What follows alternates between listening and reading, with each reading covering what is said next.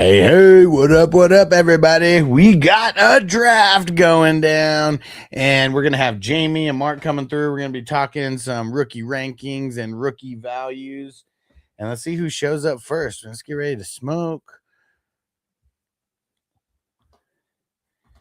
Let's see, make sure the soundboard. No, dang it, totally got to fix the soundboard. I'm getting a new computer, and so getting everything kind of set up for that. Shout out to Hassan, said today's his grandma's birthday. Happy birthday.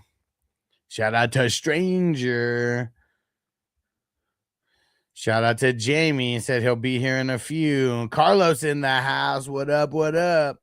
We got a live draft that's starting here in a few minutes, and we're going to be talking some rookies and rookie values. So really curious to see what everybody's thinking about. We just a lot of rookie talk. Yes, I cannot wait. See what everybody thinks. So make sure you guys stick around. Jacoby Lane, all right. Yeah, I got to. I'm pulling up all the draft results because there's still so many rookies that I don't even know where the hell they ended up going. But yeah, dude, I mean, Lane going to the Ravens. What is it? Was it third round? Something like that? And pretty awesome. Hey, Stranger said best Bengals offseason since 21. Nice. I mean, Dexter Lawrence, huge. You talking about the draft specifically or like the Dexter Lawrence move? Because, yeah, I mean, that was huge for the defense. Yeah, Hassan, shout out to your grandma and her birthday. Yeah.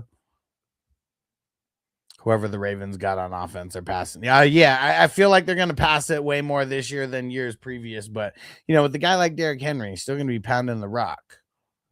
Third round. Yeah, I know it was the middle of the third round somewhere. Bengals got Cassius Howell in the second. Okay. Nice. Pulling up the results here now.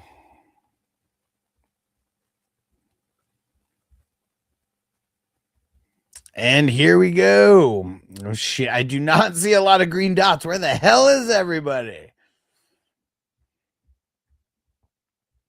Dude, guys are going to auto on the fast draft. Come on.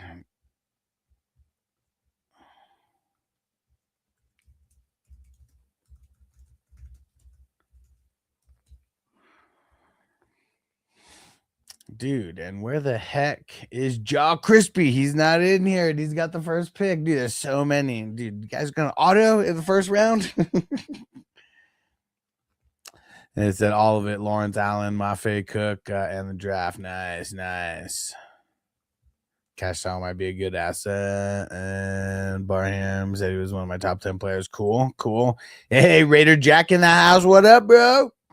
We got a draft going down. Jamie's going to be coming in here shortly. We're going to get some rookie talk going, talk some values. And who's excited for the drafts? We got a lot of drafts coming. This is, for everyone watching, this is a best ball redraft. This is not a dynasty draft. Those will all be slow drafts. But yeah, we're gonna be talking about some. And Bijan and Gibbs off the board first. Well, Bijan, Gibbs, and Allen off the board first. No surprise there. King D, shout out to the LBC. What up, bro? Is my... What the hell? Oh, there we go. Camera is mirrored, tripping me out for a second. And dude, Raider Jack said the Michael movie was fire last night. Hell yeah, bro. I actually saw it twice. So I went opening night with Vanessa, and it's because Noble got in trouble, so he didn't go with me opening night. But it was so good. I had to take him the second day, so I saw it twice on Wednesday and Thursday. And then for anybody who has the streaming service, the Blue Steel streaming service with me, there's a decent version on there already, so I've kind of just had that on in the background. But yeah, super good movie. I know people are like hating on like certain things because they like, I don't know what, didn't make it like a 10-hour movie with like every single little instance of his life, but I thought it was dope. Super fun. And I like biopic movies, and I'm not like a stickler like a lot of people have been like, oh, it's got to be like exactly 1,000,000%, It's all in good fun. We all know most of the true story, anyways. Carlos said Bijan not the 101. Of course, said I'll be surprised if no one takes Pitts in the 3rd to 5th round. He's not going that high. So in these leagues, it is tight end premium. It's tight end premium, but there's no tight end spot. So you're not the guy like Pitts just not going to go that high. He just wouldn't. And also, it's not a dynasty; it's a redraft. Oh, for sure, they're making a part 2. Yeah, and I don't know if you heard, like they had to change. Like it was supposed to come out last year, but they had to change the whole like 3rd act because they talked about like the allegations that happened in the 90s, the one that was happening during the Dangerous tour, I believe, and like apparently there was some kind of non-disclosure or something where they like couldn't mention like that person's name or whatever, and so yeah, they had to like completely change it around. And Theo, what up, bro? Said hope all is well. He said we'll love still the 101 in rookie drafts. Yeah, for sure. I mean, unless someone really, really needs a wide receiver or Mendoza more, you know, like I just think like Love is going like in 99% of rookie drafts at the 101. Horrible landing spot. I think everybody who's everybody's in agreements. Horrible landing spot. So yeah. And and Theo, click. There's another link that you can if you go to my channel, you'll see there's another feed. That one, the feed that you're on is for the cell phones. But if you get to the other feed, that's the normal like one. Yeah, huge ass throwing down a $5. We got Jamie in the house now. What up, Jamie? What up? What a crazy weekend, man. Yeah, I thought it was kind of uneventful in the draft. Like I know that like this year's draft, and shout out to Hollywood. What up, bro? Like everybody fantasy wise was really off this year's draft because you know it's just not real top heavy. I mean, for the IDPs, I feel like defense stole the show, and I feel like there's going to be some random people who got drafted 3rd, 4th, 5th round that make an impact because it always happens that way, right? Oh, always. Yeah, there's some late round guys that I'm still going to be on. I'm still trying to digest everything though right now. Yeah, like I didn't even like I was talking to Pam, she was asking me a question in the DMs and she was like, Chris Bell from Miami just went in my draft. And I was like, shit. It's such an awesome spot for Chris Bell. It is. He might be like redshirted the first year because I know he's dealing with some kind of an injury. So he might not be impactful this year. But in Dynasty, that's someone you can just throw on the IR or in your taxi squad. For sure. For sure. Especially like this year with all the Dynasty leagues that I host. We had it to where they could stay in there for 2 years. I bumped that up to 3 years now. That's a good idea. We increased the taxi squad spots and bumped it up to 3 years. I feel like there's a lot of guys who just prematurely get cut from the taxi squad who shouldn't. And then like, you know, they make it to your regular roster and then their ass gets cut from there, you know, and then like a couple months later, they end up being like, you know, relevant. Yeah, it's 3 years. It's 3 years now. So it says 2 years experience, I believe. And yeah, but that's what it means. Like you gotta get them out of there when they're on their 3rd year now, not when they're on their. Now you have to be careful because sometimes you can't add someone that's on their 2nd or 3rd year, depending on your settings. Yeah, that part has not changed. That part's not changed. It's still you can only add rookies there. The Gunmaster, what up? He said, "You think the Buccaneers? Do you think the Buccaneers done any better in the draft? Could have done better. I mean, I like their first pick. They got Bane with their first pick, and I feel like you know there's some issues with him that made him drop a little bit lower. Nothing like that has to do with how good he's been on the field.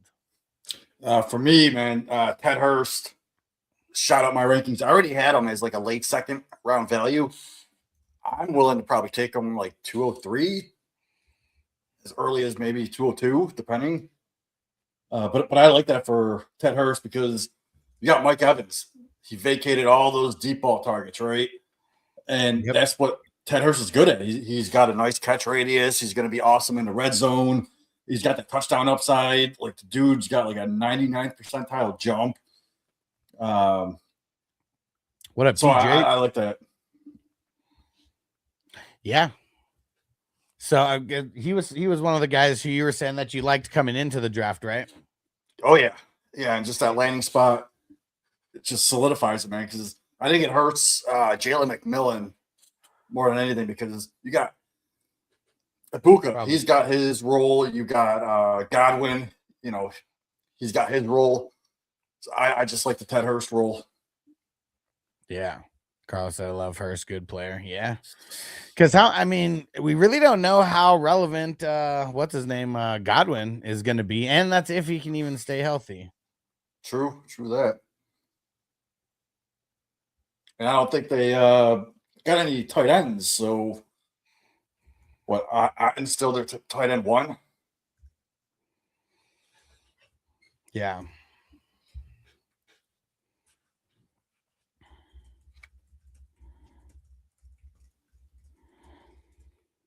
Yeah, let's see. Round one.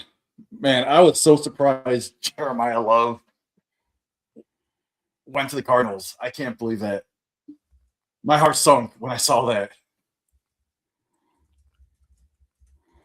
Say that again. Jeremiah Love going to the Cardinals.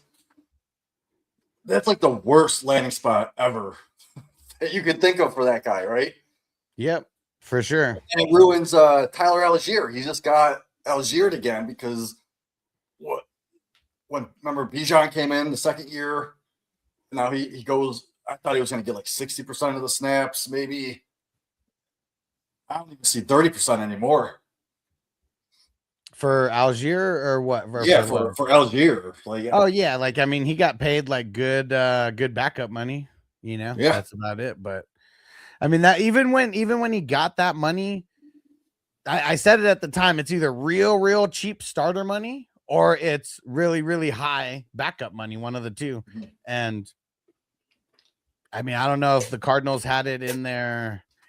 I don't know if they had it in their bag the whole time that they were going to pick him at number 3 if he was there. But they tried trading. They tried trading back because they didn't want to take him this high. Yeah. But everyone called their bluff, so they weren't able to make a trade. Yep.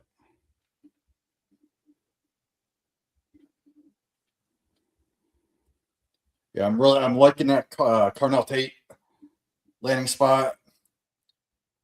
You know, he's got the draft capital, he's got the pedigree. He's probably gonna see about 120, 130 targets just this season alone. Yeah.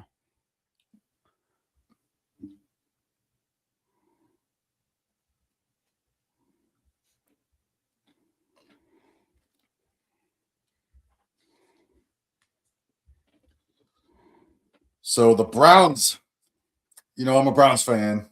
Mm-hmm. They had a really good draft for NFL purposes, but it sucks for us fantasy players because people are so high on Concepcion, right? He's talented, slot guy, and other people are so high on Boston. I really wasn't, but for fantasy purposes, it's the Browns. Like, how could you be excited about that? No. And who is the other guy who is the other wide receiver that they got? Cooper, right? No, they got Denzel Boston. Boston, that's who it is. Yeah. Man, just like fucking up their value right away. I guess could be a little bit better. Like now we get him a little bit later in the rookie drafts. And dude, I thought I don't know if you noticed, Jamie, but you're super blurry over there. I'm doing multiple things and I just totally forgot to tell you. Yeah, no, my camera's been doing that lately. I don't know what's up with that. Okay. Ever since I started putting my microphone right in front of my face, it's been screwing it up. What if I turn it? And I don't know. No one wants to look at me anyway, so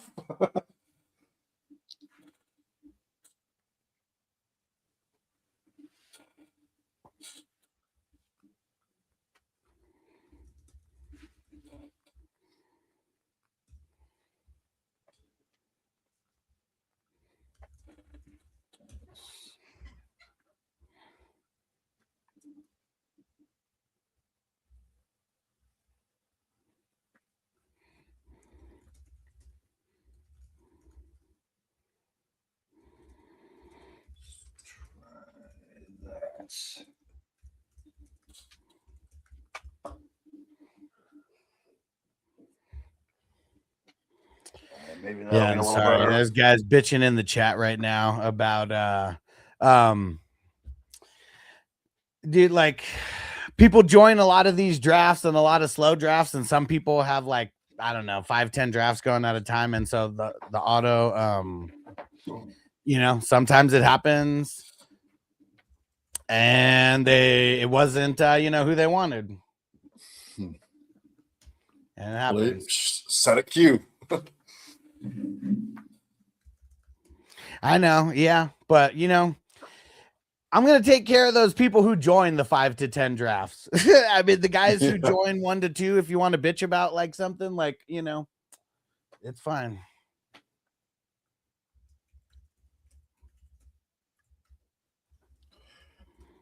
And then we got Omar Cooper Jr. and Sadiq both going to the Jets. Like, how shitty is that? Say it again. Who went to the Jets? Oh yeah, Sadiq. Yeah, Sadiq and Omar Cooper Jr. Yeah. Oh, that's where Cooper went, to the Jets. Yeah. And what? Fuck. Let me see. Hold on, PJ. Let me see if the drop works. But he said y'all saw the last pick was Kadarius Toney, right? Man, fuck Tony. His Browns also got Traylon Green for no reason. I mean, it's not for no reason. Not everybody's gonna pan out. Like, like no matter what, like got to take some shots here and there. I mean, we didn't get to talk about quarterbacks when we did our episode, but Traylon Green was my 4th overall quarterback for fantasy. It was right behind Simpson and Neusmeyer.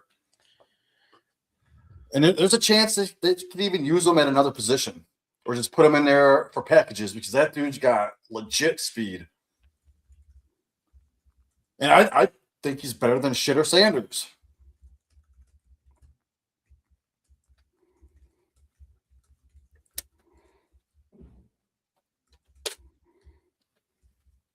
So yeah, he's a guy that if you're in your 4th round of rookie drafts, I'm willing to take a shot on him.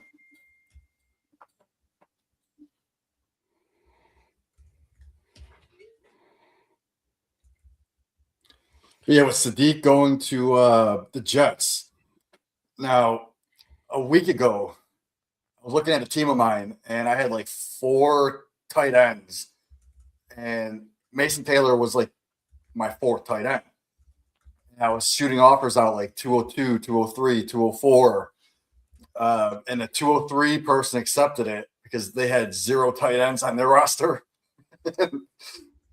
Soon as Sadiq got drafted, they posted in the chat like they got screwed. It's like, well, not really, because last year the Jets, they ran 67% of the time with 12 personnel, and they only had 1 good tight end on the roster. Now they got 2, so that can go up.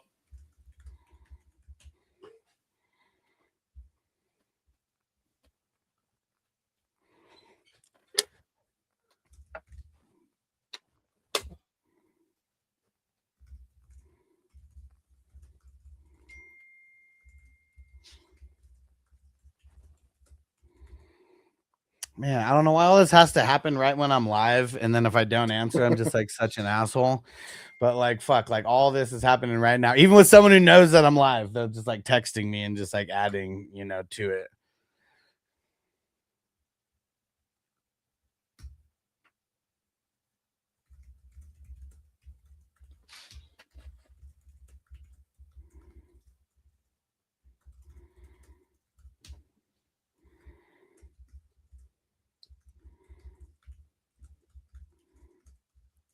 Oh, and then the Ravens picking one of my favorite receivers, Elijah Surratt. That kind of sucks because they took Jacoby Lane way earlier, like a whole round earlier. So I don't even know what to think about that.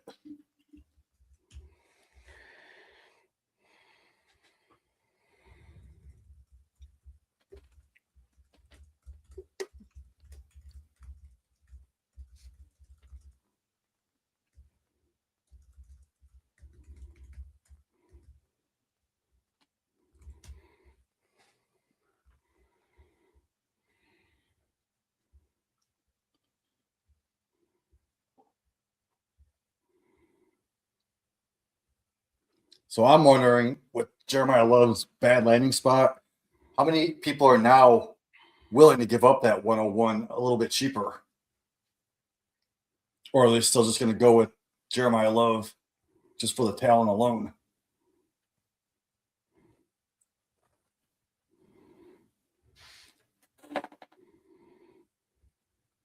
Let's see, what do we got going on in this draft? Can't really see the screen. I'm going to pull it up on my phone.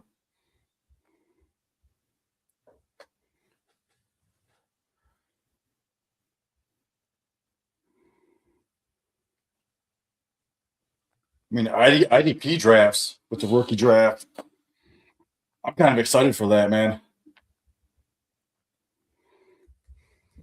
Like Arnell Reese, Styles, you got CJ Allen.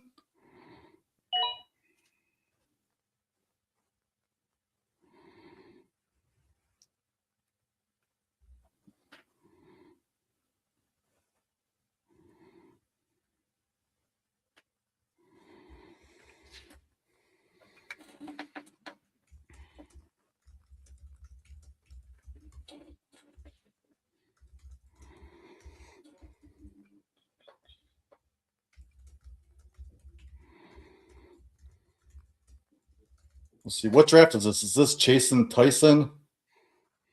Or is this Airheads? Oh, Airheads is slow.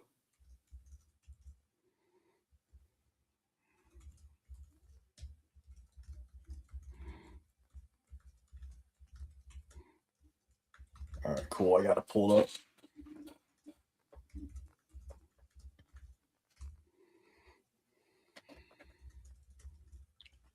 So I see Jadarian Price just went.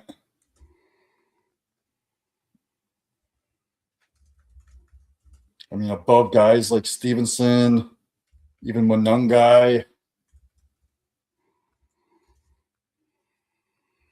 I don't know how I feel about that.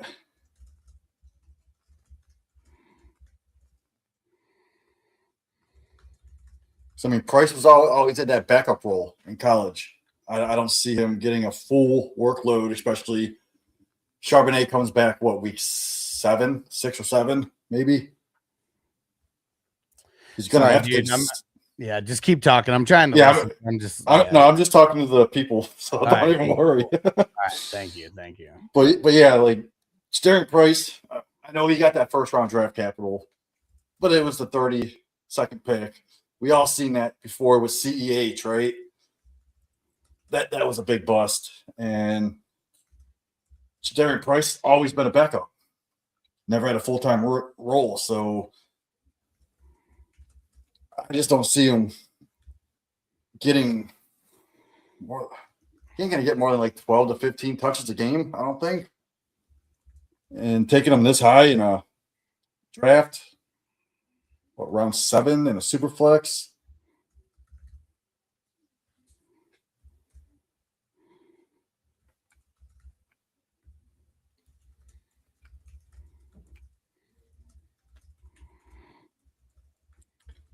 I see Tony Pollard just went. So we had Nick Singleton, I believe. Is that who went? The Titans. In the rookie draft, I don't mind grabbing Singleton late if you can get him in like the 3rd.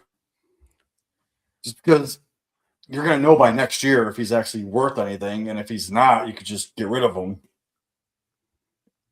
But I mean, with Pollard and who's the other guy? Spears. Pollard and Spears. Like I can see a 3-headed backfield.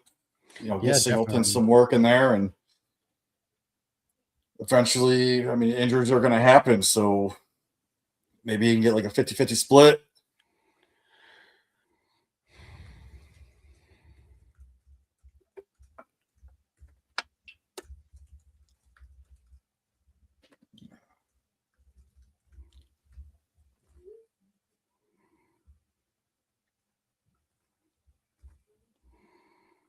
Shit, why isn't my? I got this pulled up on my phone, but it's not going pick to pick. I got to back out every time.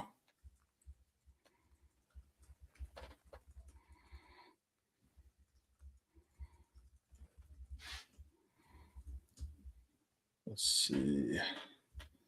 I know the Bears drafted another tight end that I liked.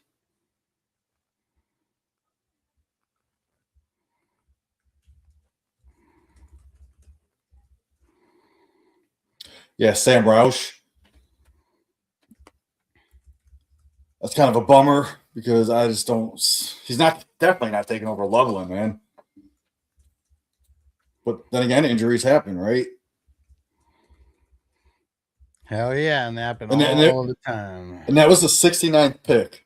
That pick was traded like 6 or 7 times. Yeah, it's because that pick always ends up being bad. Yeah. And not really bad, but like I just remember like Tank Dell, he was a big pick at 69. I don't even know however many years ago. And it just seems like that pick always turns into like some kind of injury prone player. And I don't fucking know why, but because that's really weird. See, Zay Flowers just went off the board. Still liking that pick.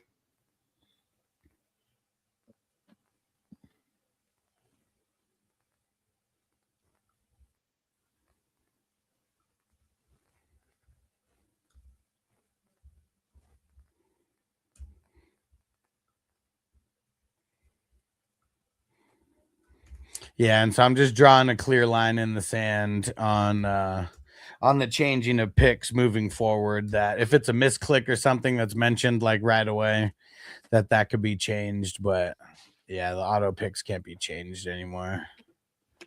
Yeah, because you got what, 2 to 4 hours to pick. Well, just I mean 1 hour at the end for the last like 6 rounds or whatever. But yeah.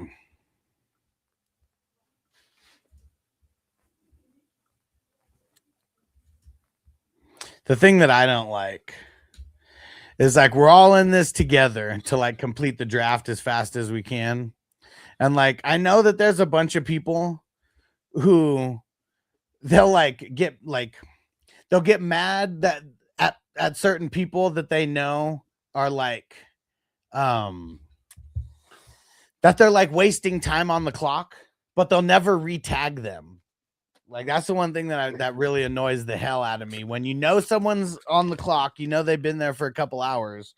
Like, why not just re-tag them instead of like talking shit like under your breath or like, you know, because I know that shit happens with people, and not under your breath, but just like talking shit behind the screen or whatever.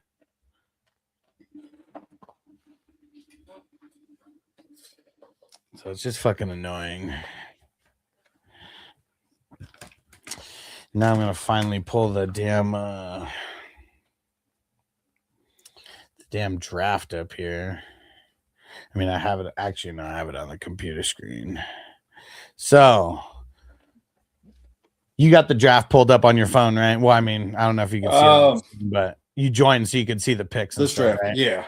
I just got to keep backing out because it's not showing me every pick. Yeah. So actually, I'm just gonna pull it up on my screen so I can see it bigger. Cause yeah, I'm curious to see like what kind of picks like changed here as far as like the rookies. And well, I see Tate seems to go higher right after Flowers. Where did he go? Let me see. I'm trying to see. Oh, there he is in the 8th. I'm gonna pull up another draft, and we're gonna like whatever previous like slow draft, and kind of just like compare and contrast a little bit. One sec, be right back. Yeah, Tate to me just seems like he's going a little bit higher, and I don't blame it. Like I said, 130 targets, possibly 6, 7 touchdowns.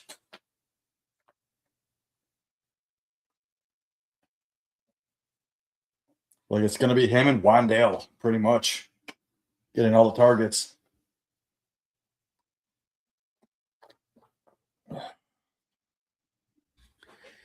Who'd you say? You're talking about Tate?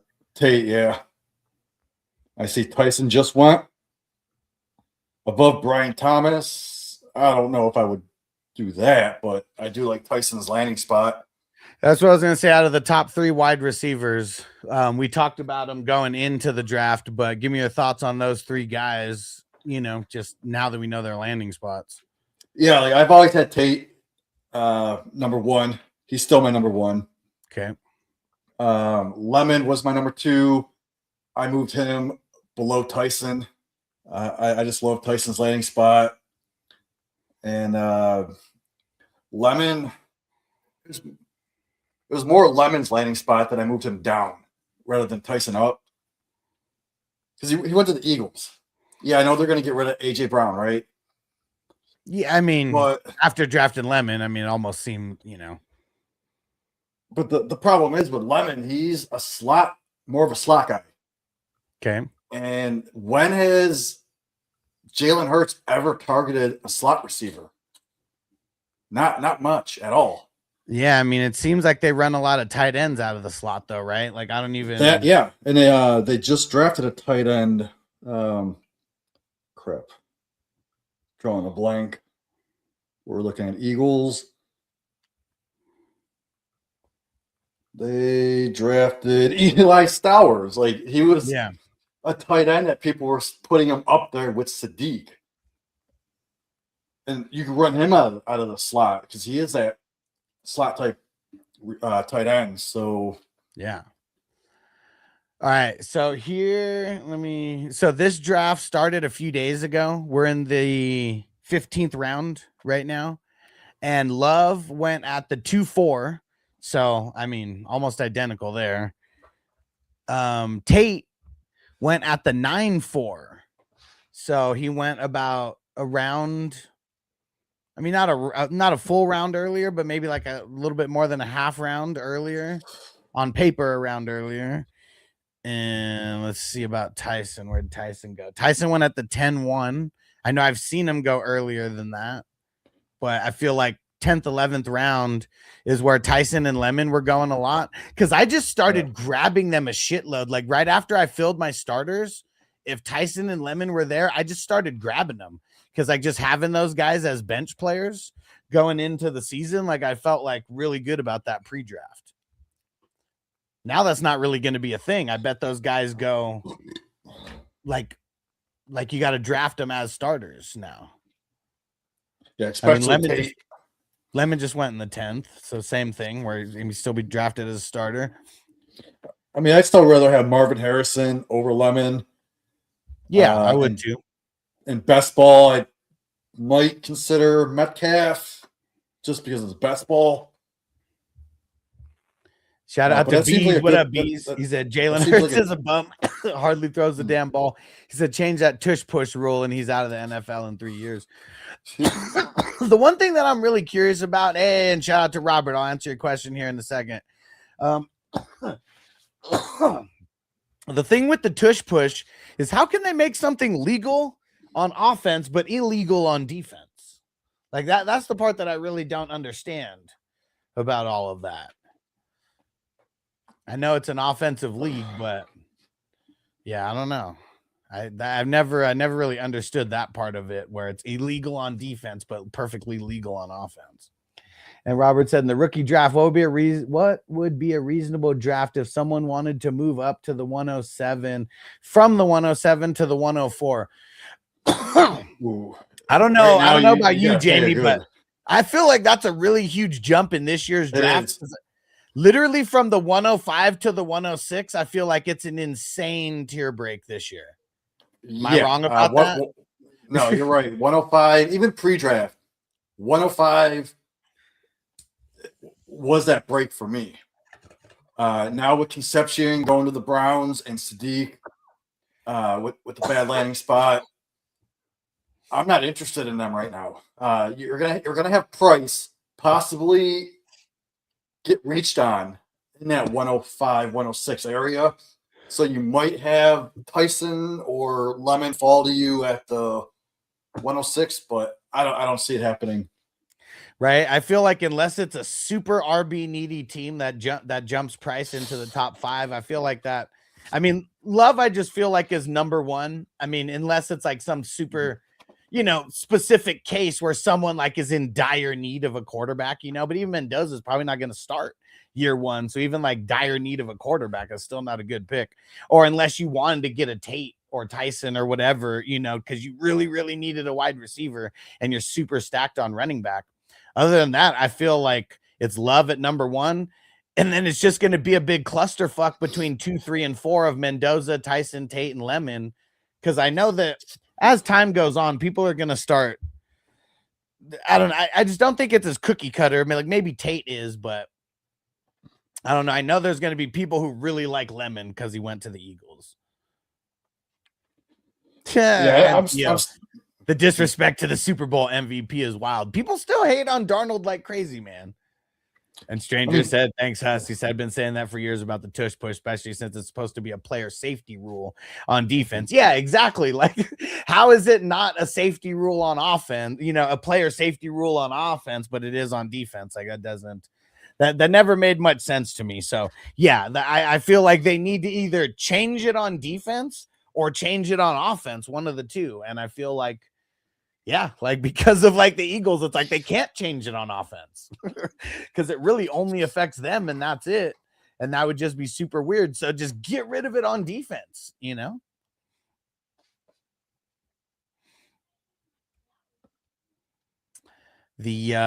IDP's off the board. Dude, Jaw Crispy, what happened to him? That motherfucker.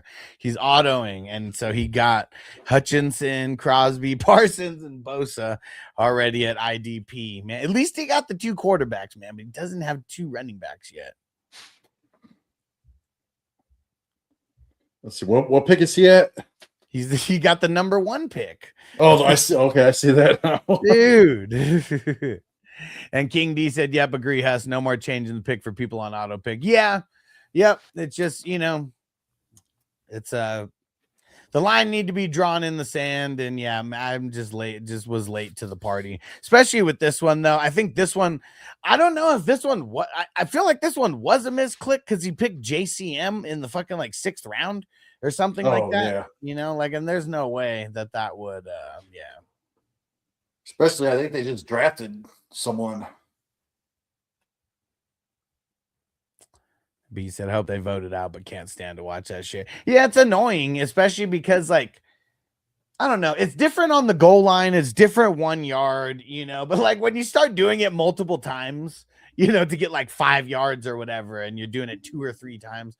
I mean, that shit just gets annoying, man. And like, also, is that one of the reasons their offense took a step back? I know they had some injuries and stuff, and I know everyone was gunning for them after winning the Super Bowl, but that they practice that shit so much that it takes away from other things.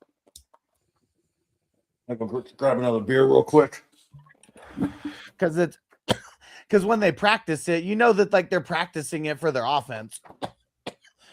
But they're really practicing it to make sure that their defense can stand up against that if anybody ever tried to do it against them.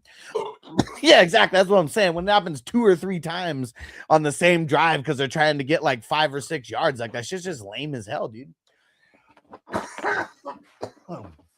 Yeah, man. Fuck the quarterback sneaks. And it's like because Saquon didn't have the same year. I mean, dude, they were because really what it was, they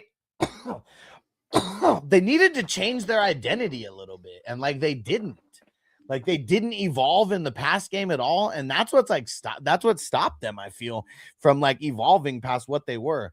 Because dude, if you're just gonna keep calling the same bullshit plays and like Saquon's not like, it's like when Ricky Williams was on the podcast and he talked about his 2 years like back to back where he still might hold the record for the most touches in back-to-back seasons. It was like over 700 touches or some shit like that.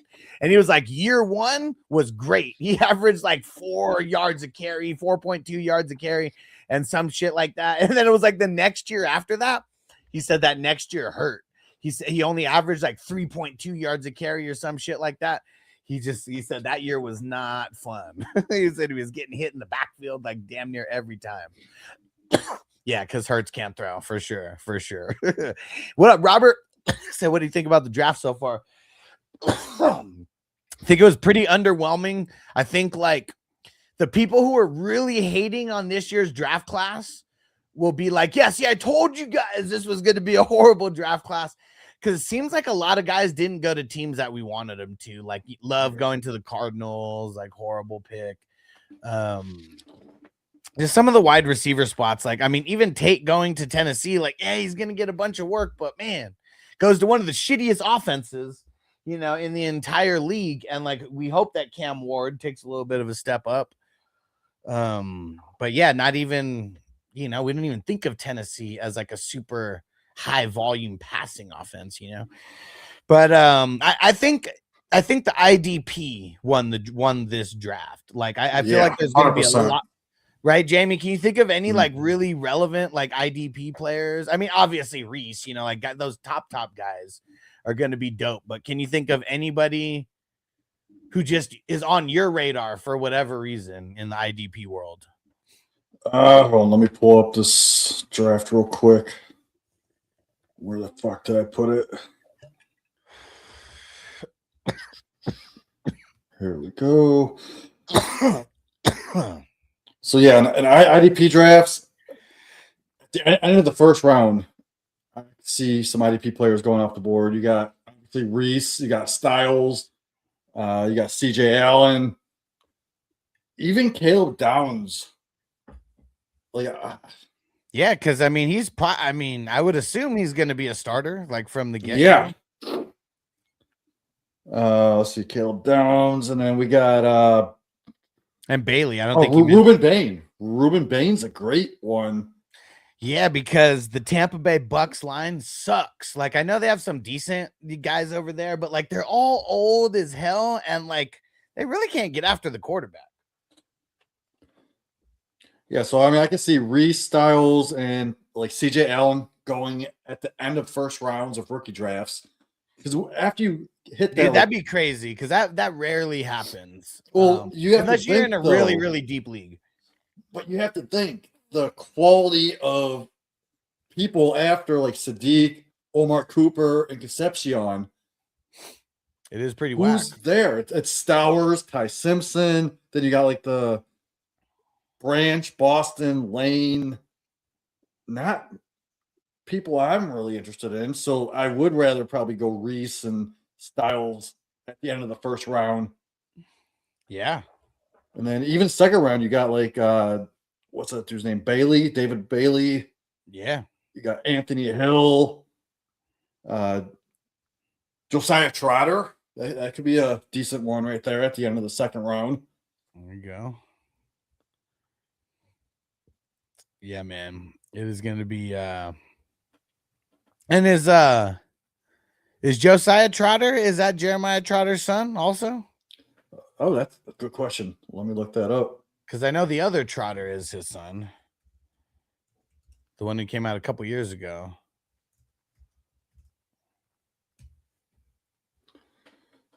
Dude, fuck yeah, he is. Man. Yeah, yes, he is the son of Jeremiah. Yep. Dude, just spitting out NFL prospects, man. Yeah.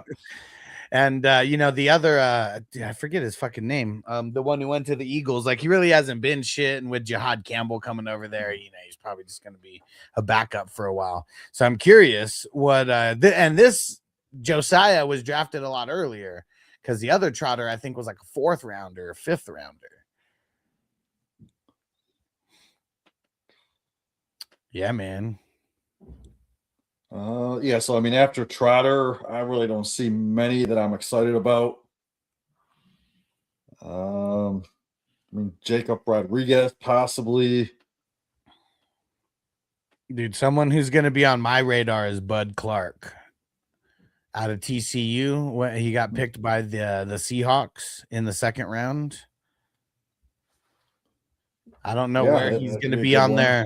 I don't know where he's going to be on their depth chart. I'm going to pull it up right now because I don't even know if he's a free safety or a strong safety. But I know the Seahawks do great at drafting safeties, and if they draft a safety early, they're probably hitting. So I've been doing a lot of underdog drafts, pre-draft, and in the 20th round, one of my last picks. I mean, there's not anyone really there that's going to make your roster, right? Right. I've been taking a chance on what's his name, Amari DiMercado. Okay. He went over to the Kansas City Chiefs, right? Yeah. It was But- like their but third the running Chief- back, right? Yeah, but the Chiefs just drafted Emmett Johnson, who he was my fourth tight end or fourth running back Uh-huh. as a prospect. I kind of like that as like that pass catching type guy, kind of just to spell Walker, or if Walker gets hurt, Emmett Johnson could be the guy that actually gets the majority of the touches. Yeah. Yeah, man. I mean, dude, it is gonna take a few days to like process all of this because, like, I mean, it's a whole ass draft. But man, I'm excited. I'm excited because even though we got to find the needles in the haystack, man. We got to find those diamonds in the rough. They're out there. We got to find them. Because people can say whatever the fuck they want about Puka or Kyren Williams and all that. Like, nobody drafted those motherfuckers high. Like Amon-Ra St. Brown, like I think I drafted him in like the third round, fourth round of like a lot of rookie drafts. Because he wasn't drafted high. So nobody's like, oh, that guy's going to be the shit. You know? Because like all these guys are talented. Like all of them are. Yeah, what did I say? Because you asked who was my next Puka. Did I say it was Ted Hurst or? Dude, I can't even remember who you said when you were talking about when we recorded the video, right? Yeah, because like I know when you said that, I was thinking of a guy that was going in the third round that could be going earlier. Yeah. And Ted Hurst for me was a third round pick. I was taking him in the late second. Now he's an early second for me. So if I can get him in the late second round, give me that all day. If you can get him when in the what? In like the late second round. Oh man, I mean, shit, he might be. I mean, dude, it's so bad right now that I mean, I really feel like people like him may be an end of the first round, early second round, right? I mean, because look at what Egbuka did, and now they're getting rid of like Mike. They already got rid of him, of Mike Evans, so it's like he's kind of coming into the number 3 or 4 spot right off the bat, and if he does any better than Jalen McMillan early, you know, like could easily leapfrog him. And I like Ted Hurst as a prospect better than Jalen McMillan coming in. Yeah. Because what was McMillan? Wasn't he like a 5th rounder, 4th rounder, something like that? Ooh, good question. I don't think he was a high pick. Yeah, I was all up on Roman Wilson over Jalen McMillan. Okay. I know that take failed, especially now that they just drafted Jeremy Bernard, who's the replacement for Roman Wilson. Dude, it's kind of tough, man. I almost like don't want to be drafting people off championship, like NCAA championship teams anymore, because like sometimes those teams are just so stacked that like players do way better than what they should. Yeah, Jalen McMillan was end of the third round. Yeah, in okay, the NFL draft. Okay, so similar spot. But I think we're going to be able to find some diamonds with these running backs still. Because with all the landing spots and that they went so late in the NFL draft, there's still value to be had. Because let's say Adam Randall, he went to the Ravens, right? This is the perfect taxi squad guy if you can get late in a third round, right? Because he's very, very similar to Derrick Henry.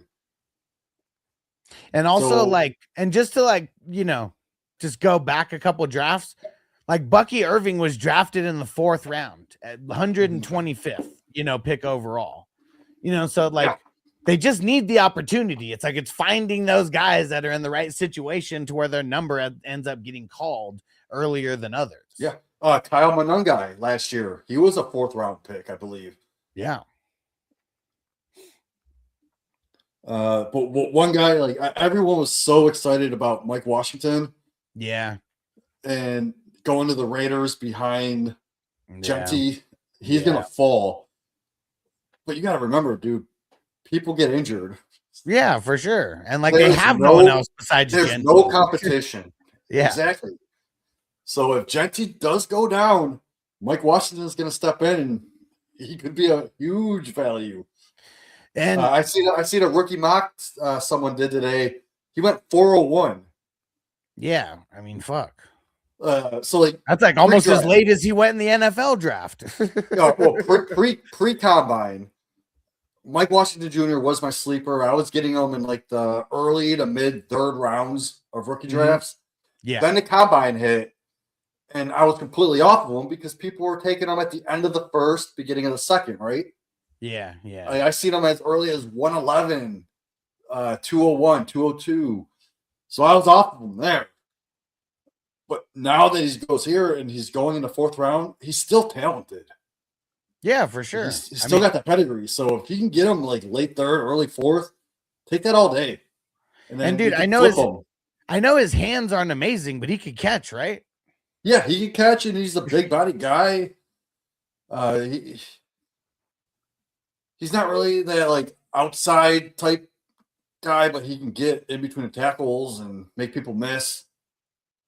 Yeah, like Genty isn't going to get 100% of every, running Yes. back like touch. So I mean, they're going to run dual running backs at times, and like it's not like they have a bunch of wide receivers. I mean, they have Bowers, but like they don't have a bunch of wide receivers over there.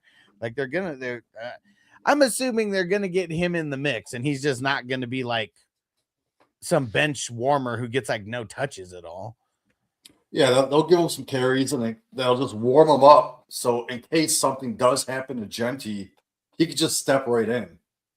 But also, like, why would you workhorse like Genty into the ground when your team's not that good? Like either. Like, I mean, I know.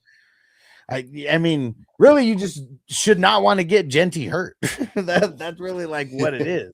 While you wait for Mendoza to kind of marinate a little bit for this first year. But I don't know. Another landing spot, running back that I kind of like. I didn't like this prospect, but Desmond Claiborne. Okay.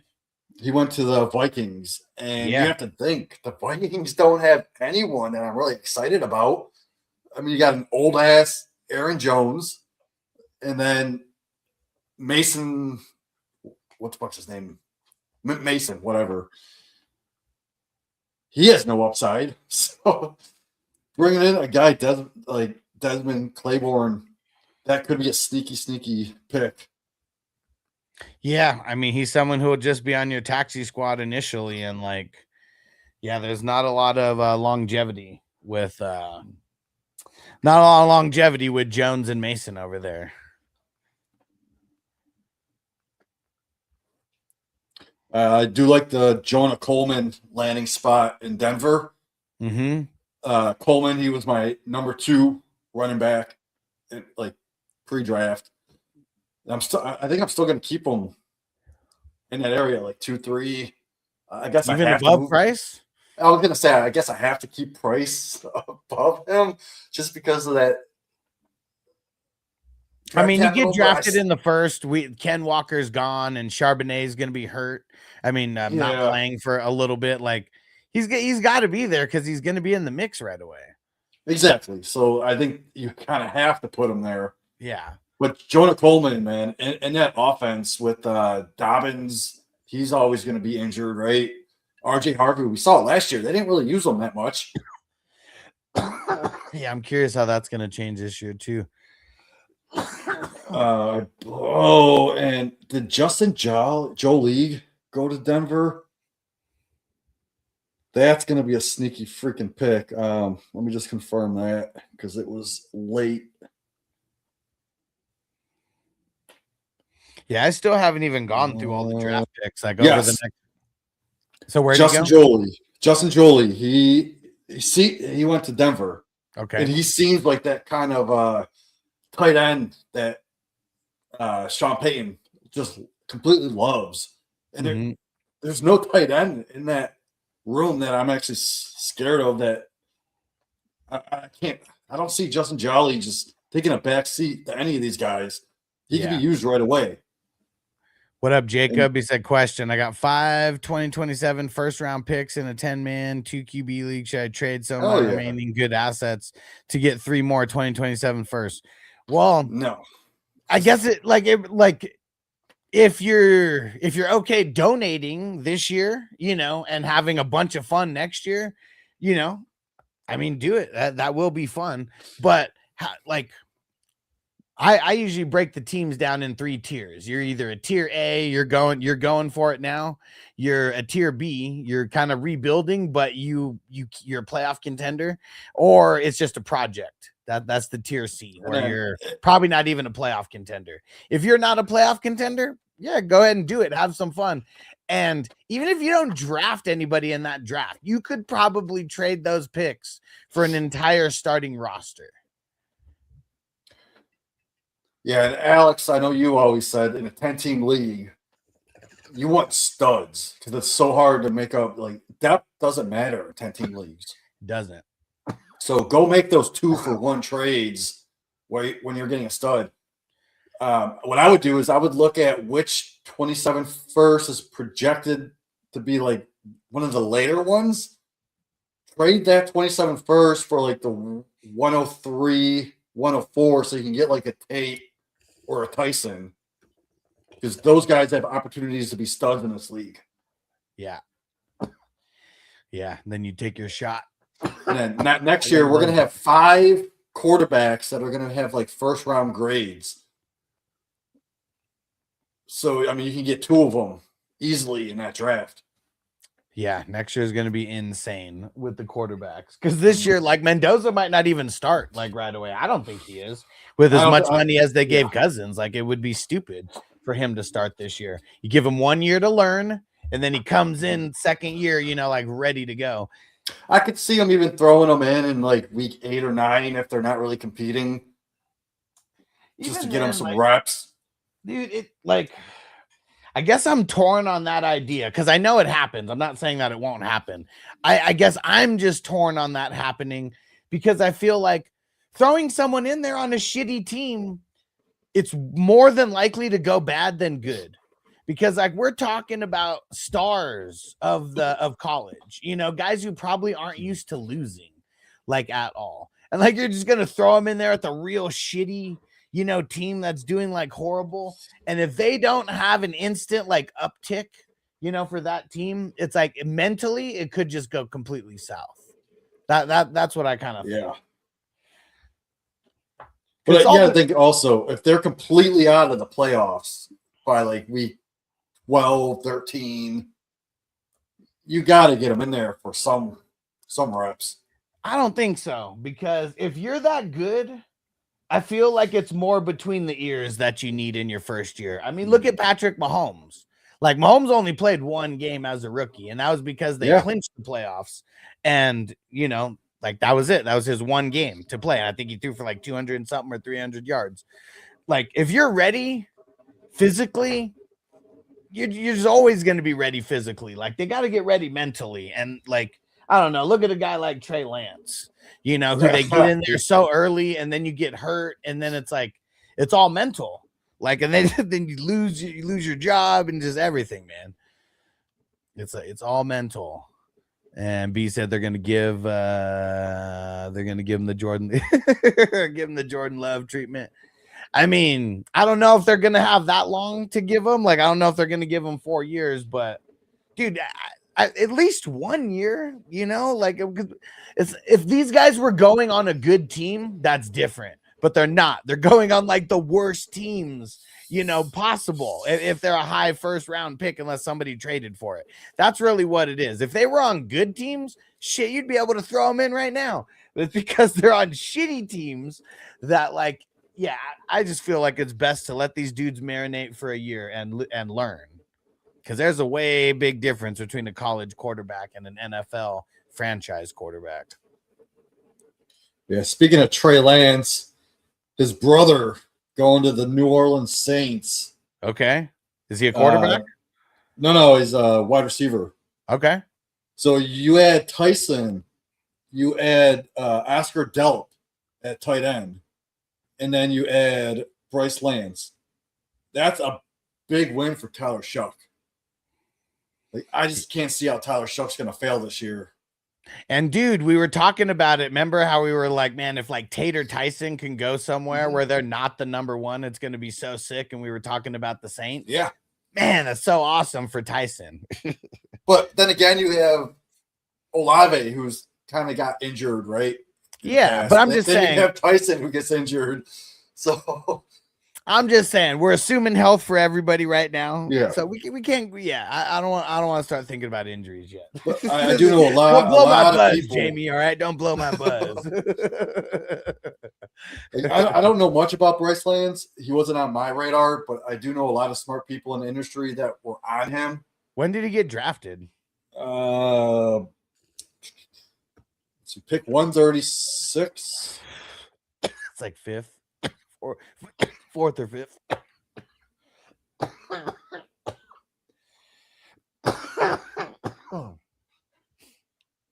Yeah, interesting. Yeah, I wasn't. I wasn't The reason aware I of wasn't on him, like, he's a 5th-year senior. Okay. Only 2 years. Which I don't of- hate on people if they're 5th-year seniors. You know, Well, you gotta I know a remember- lot of people do though because they should have already been drafted like 2 years ago, right? Well, with the COVID year that we had, plus Well, the now we're past NIL, the COVID year. Now everybody now I think did we're not play during hitting COVID. the end of it right now. No, Right? This everyone who's been playing right now did not play during COVID.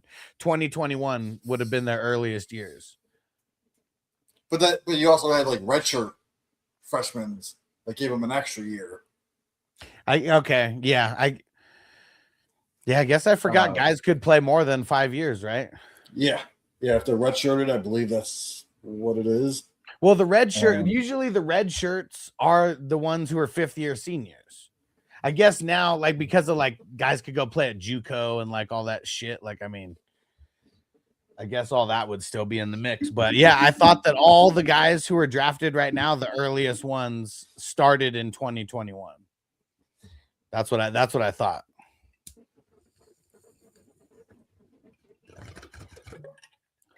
And then don't be sleeping on Oscar Delp, man, because Juwan Johnson, I like him now for this year and possibly next year.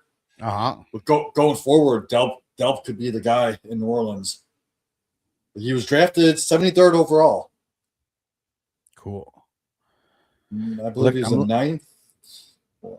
Looking at the board to see any other rookies that may have been drafted and moved up.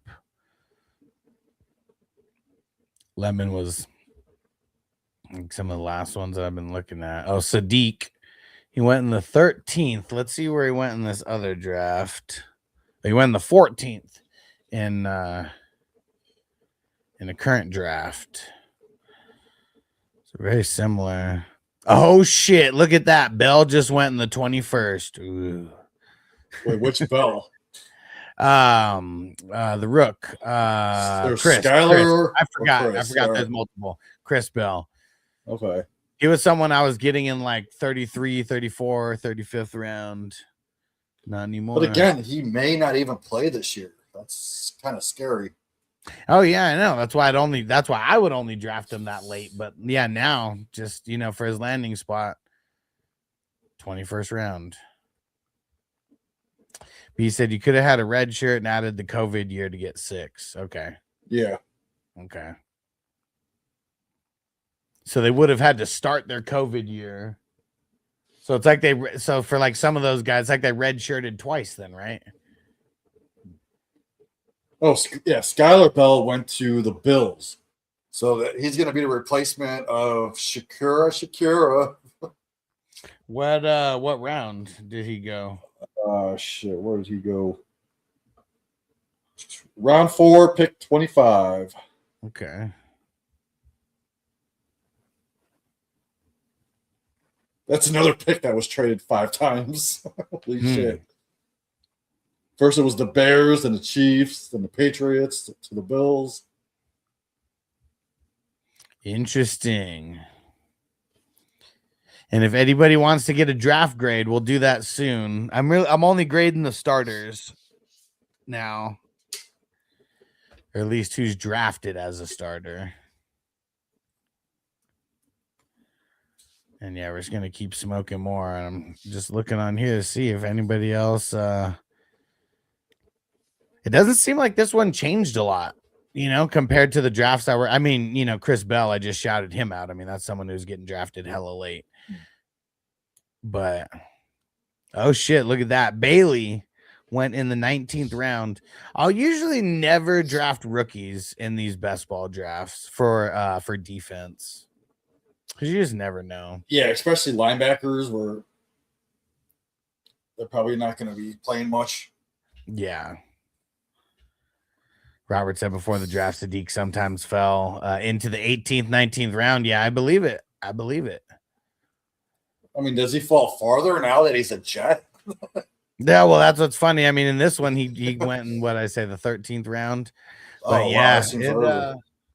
yeah, it sucks, man. Because like Mason Taylor, I don't know. Like, are they gonna run multiple tight ends? Well, I did mention earlier that they ran 67% 12 personnel last year, okay, which was third highest in the league. So now that they have two legit tight ends, that can go up. Yeah, definitely. But then again, they did draft Omar Cooper Jr. Yeah, So that's going to take some of those short passes away. You still got Mitchell over there. So I mean, AD Mitchell, yeah, he was one of my deep sleepers. You know what's funny is like I talked about him like during the draft when he got drafted. Like he would like, you know, you want to see a guy just be excited when he gets drafted. I mean, even if you get drafted by the Browns, you just want to see that guy be a little bit excited no matter what, even if he's just putting it on for the camera. Mitchell looked pissed. Like he didn't even want to put the hat on. He was so mad. Like you could just tell. And not like he was like throwing the hat or anything, but you could just tell his facial expression.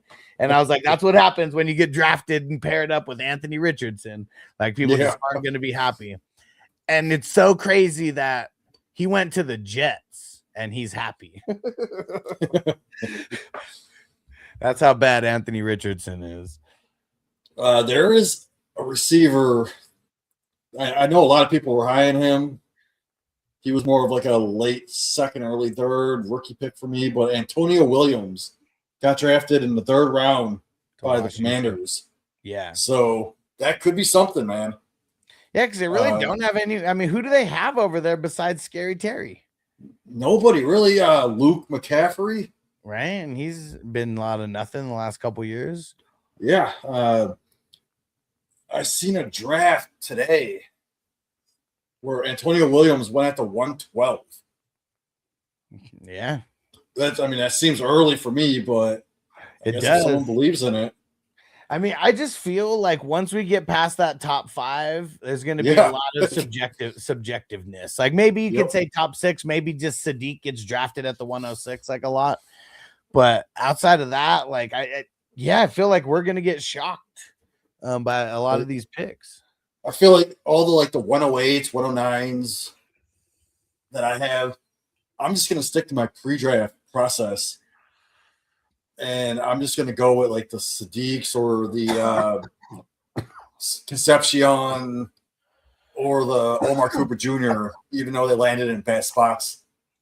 And I'm going to try to trade some of those picks if I can. If people are just like really wanting, I'm just going to try to move for some established pieces already. There's going to be a lot of dart throws I feel that we're going to have to make.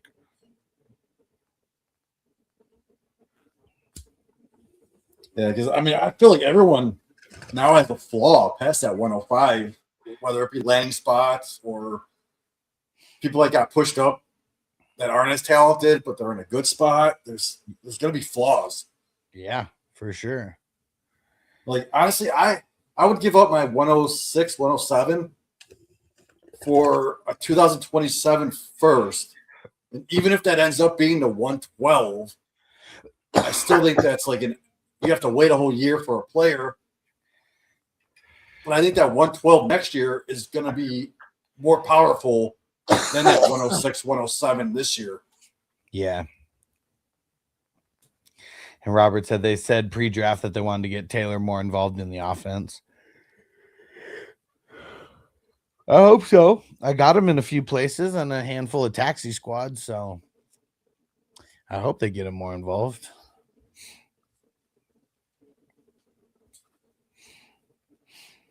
We're nearing the 24th round here. Probably gonna cut out of here pretty soon. So if anyone wants to get a draft grade, throw it in the chat now. Yeah, Don't forget to hit that like button. And make sure you subscribe, turn on that bell so you always get the notifications. Alex, you're gonna be doing a shit ton of these drafts all summer long. Oh yeah. Now that the NFL draft is here, fast drafts are coming back. And me and Jamie, we're going to be recording some rookie videos for you guys and just advice videos in general. And yeah, a lot more coming down the pipeline.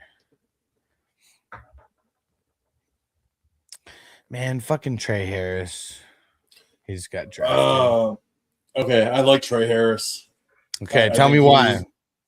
Well, I liked him as a prospect last year. Keenan Allen, we don't know if he's going to come back or not. I would assume not. So they kept giving Trey Harris reps last year in let's say single wide receiver sets.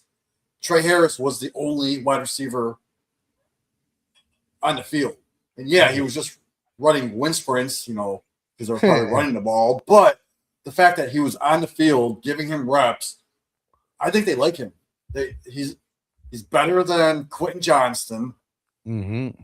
So like you put him on, you put Trey Harris on the outside. You got McConkey, and then just get like a decoy on the other side because Quentin Johnston can't catch a ball. So put him there, and I think Trey Harris is gonna be a sneaky player this year. Man, I hope so because I drafted him a lot last year, and I think even over Aguka in. I don't know if I did or not. I feel like once or twice I might have, but I was drafting him in the second round a lot, and maybe Aguka did go higher than that. I can't even remember. Yeah, no, Aguka was. I think the latest I got Aguka was like 202. Yeah, and Trey Harris was like the 204, 206 spot. Yeah, I got him a lot in the middle of the second round, so hopefully Aguka was gone just for my mental. I got him in so many taxi squads, man. I want to be able to pull him out of the taxi squad and be able to flex him here and there. Yeah, let me see. How many Trey Harrises do I have? Oh, I guess I don't have as many as I thought. I only have 5 Trey Harrises. But he was a target of mine in every draft. Yeah.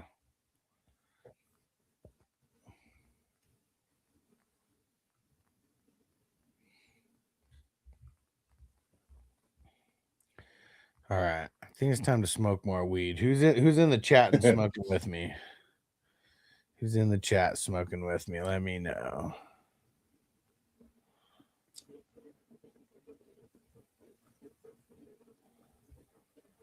I'm pulling out half bait. Who's coming with me? Who's coming with me, man?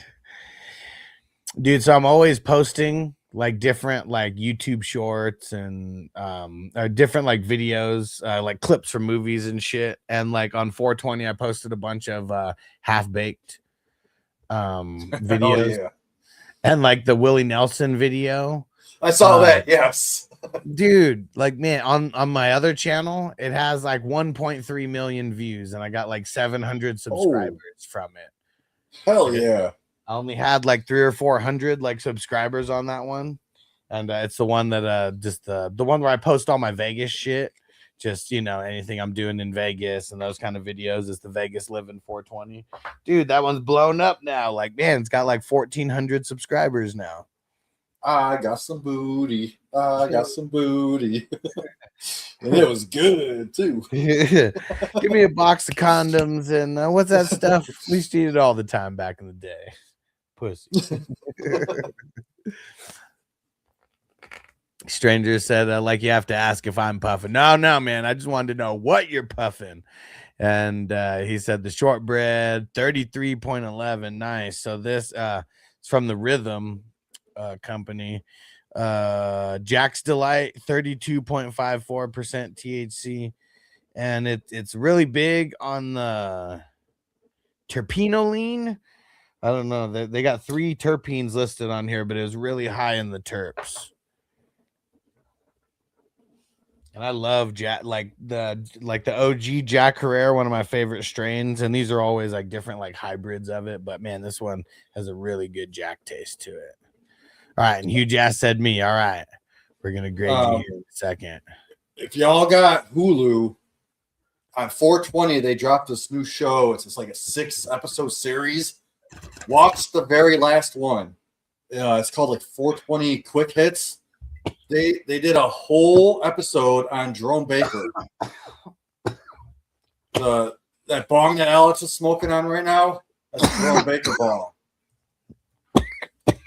And they showed like how he got started with the Deadheads, like with Jerry Garcia and all that. And then back in the 90s, he really got his shit going. Then he ended up getting busted for making artwork, going to prison. And then as soon as he came out of prison, he freaking blew up. Man, it's like a 20-minute episode, man. Definitely recommend checking it out. Yeah, they were the first guys who were really going hard with the glass bongs and like the glass on glass and like all that. The innovators, man, and the crazy ass little designs. Like this doesn't have a bunch of crazy designs, but it's got the little opals and shit like on the back. Like I was high as fuck when I was watching it, but I'm pretty sure like Jerome Baker started like touring with the Deadheads and the band with like way before he even started making bongs. They So might that's have, what- man. Like That's dude, what those inspired guys, him. Jason, the main guy, like he's a Grateful Dead, like diehard, man. Yeah, Jason Harris. Yeah. And the other owner of Jerome Baker, he's Adam Scheffner's little brother, Jordan Scheffner. Did not know that.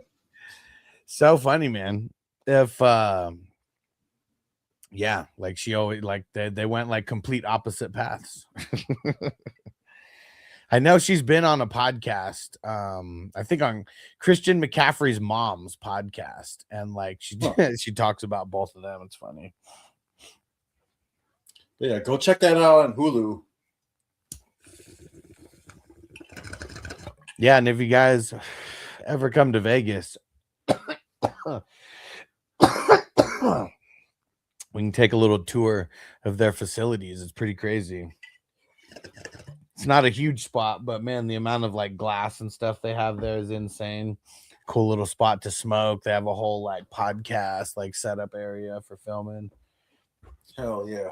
And then depending on like what time you come, you might see a couple people putting in work on actually like, you know, creating some of the glass on the spot.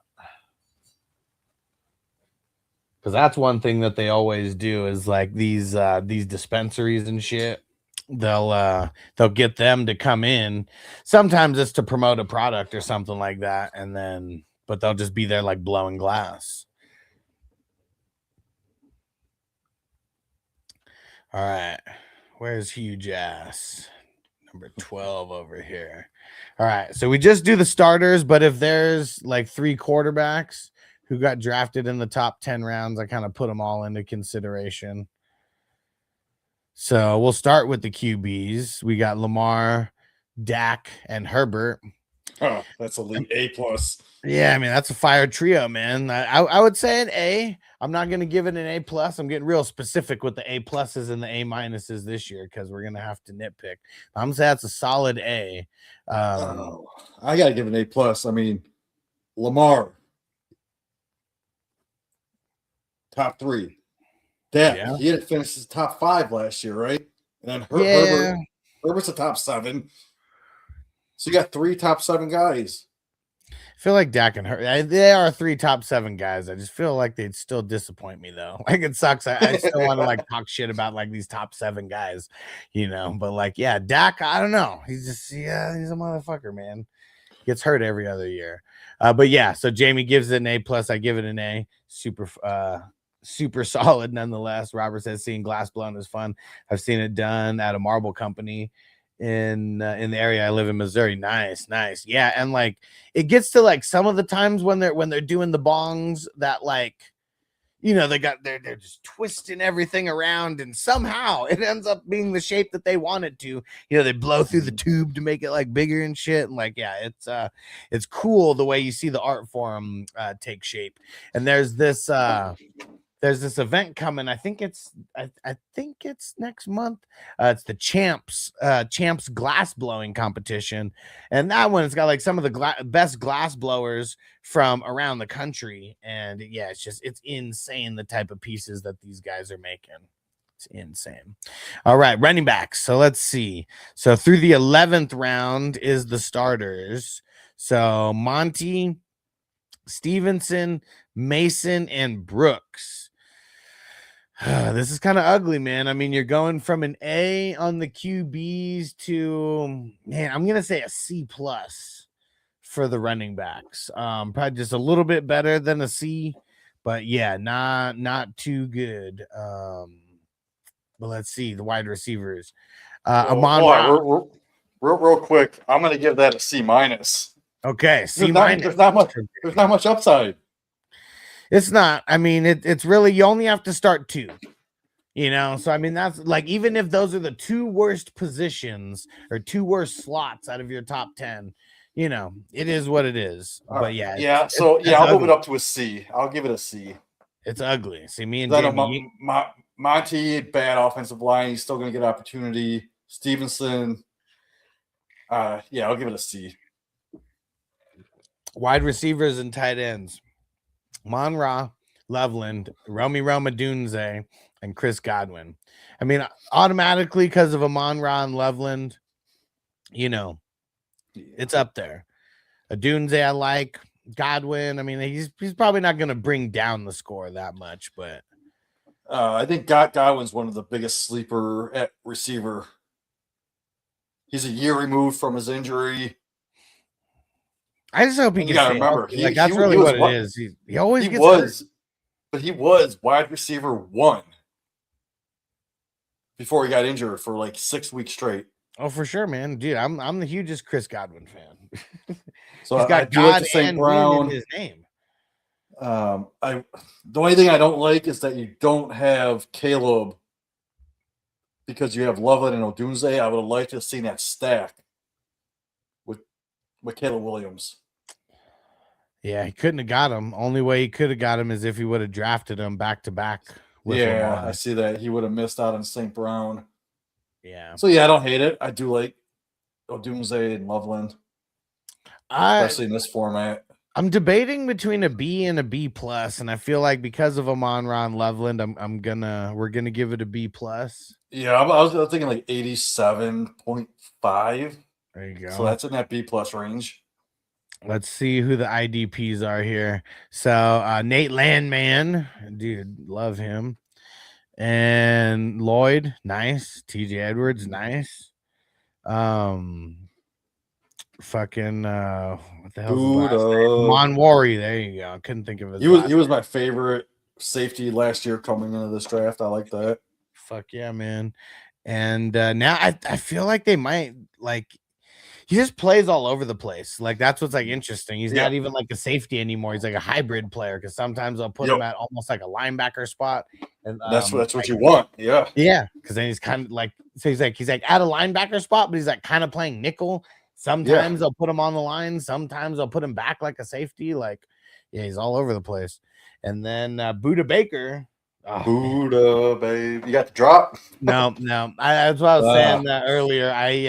I'm getting a new computer, and so like my sound drops are all fucked up right now. I think in the next 3 or 4 days, I'm gonna have that new computer, and then I'm gonna get everything set up on it. So yeah, the top 5, man. I mean, I really like it. I feel like solid.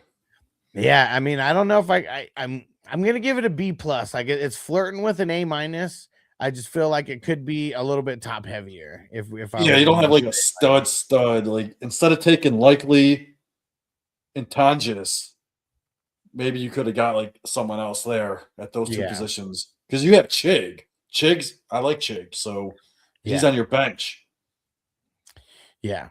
And Tongs is going to be good the first half of the season. I don't know how long Kittle is going to be out for, but I mean, tore his Achilles like super late. So Yeah, I'm gonna give that a B plus. And then let's see, what did TJ said? How do you pronounce his name? Is it Thieneman?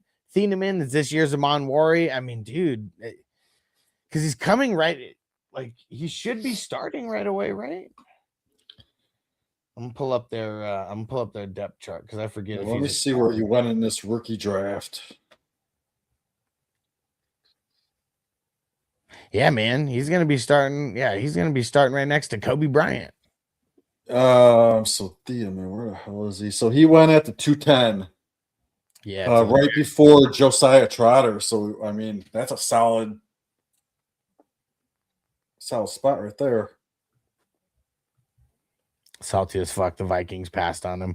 Yeah, man. Why? I don't know why they didn't, like, dude, especially like needing to fill that void for what's his name, for Harrison or whatever, Harrison Smith. Like, dude, he's been there forever. Like, that would have been like a super good transition from, like, because he was like one of the bigger comps that they had of like who he actually like plays like. All right, so let's see. So A, C plus, B plus, and then a B plus. So let me see. So,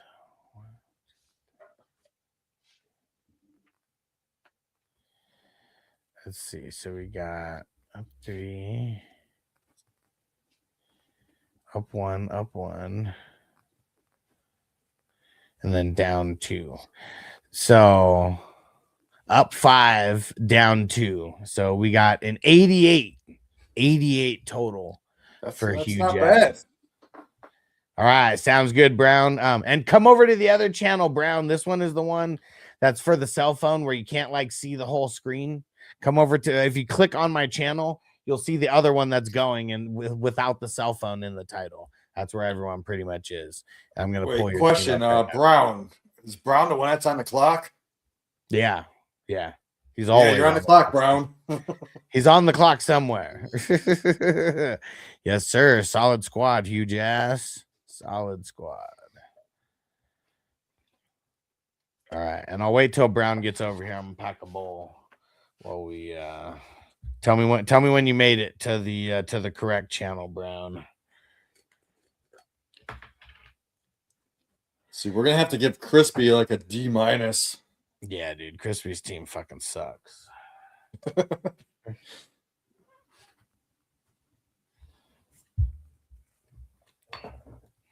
And it's so funny because Crispy, J.A. Crispy, the fake Crispy is right next to Crispy. They're both next to each other, first and second. And the dude auto picked every freaking pick.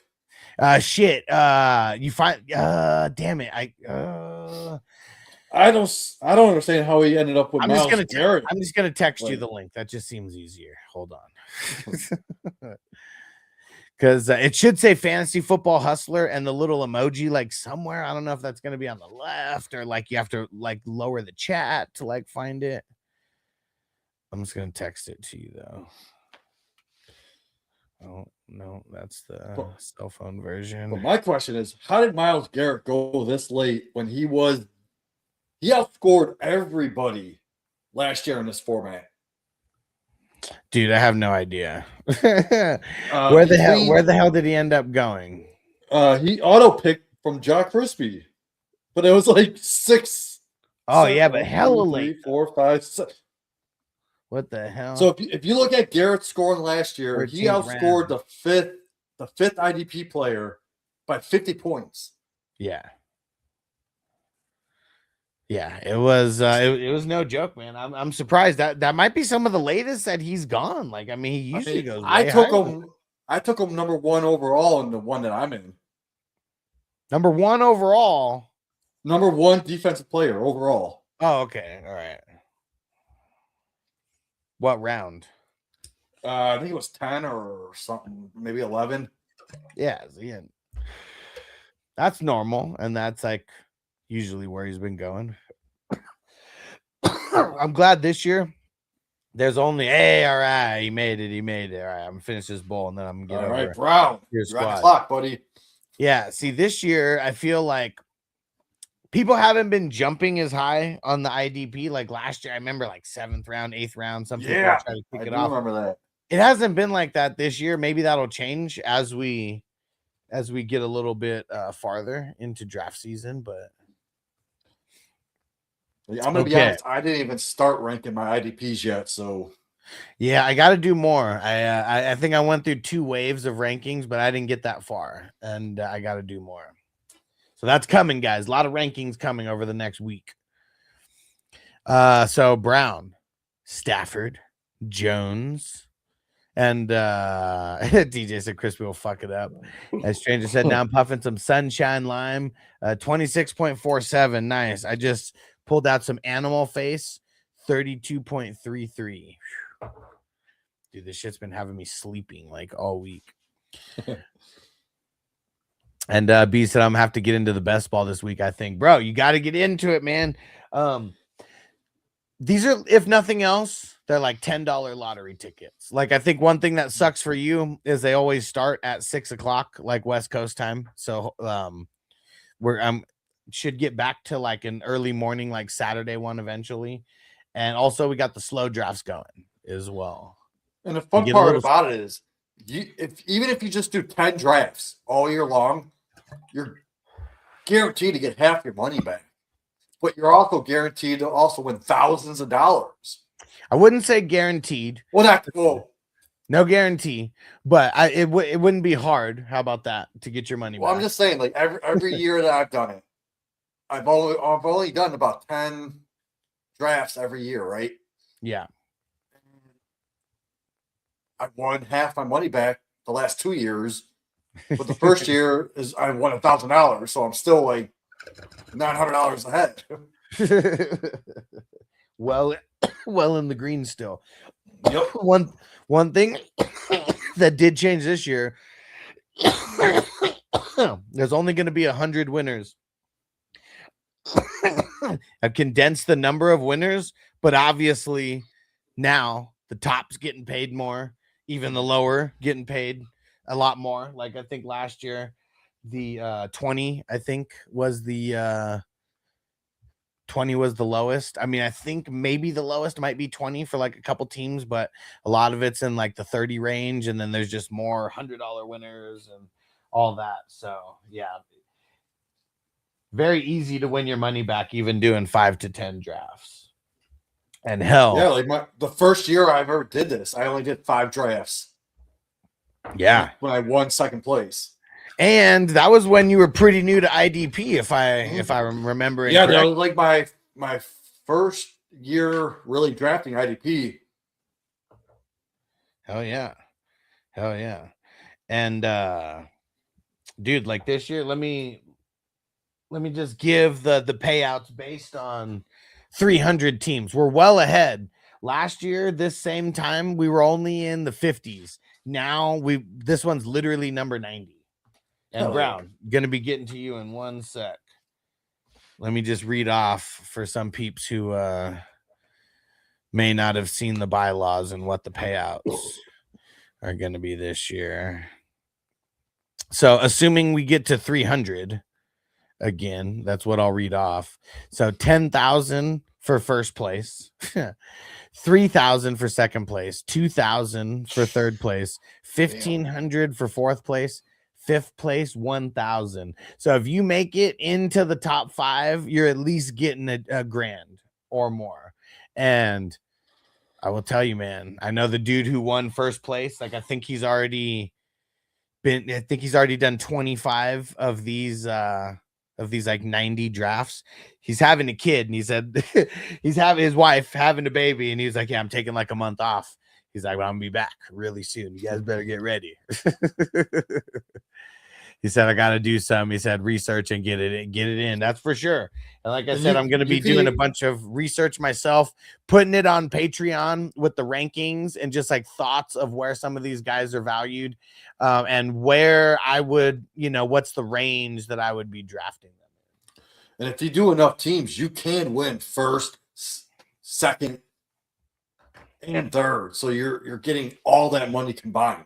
And bro, and I'm pretty sure, let me go check. That happened last year.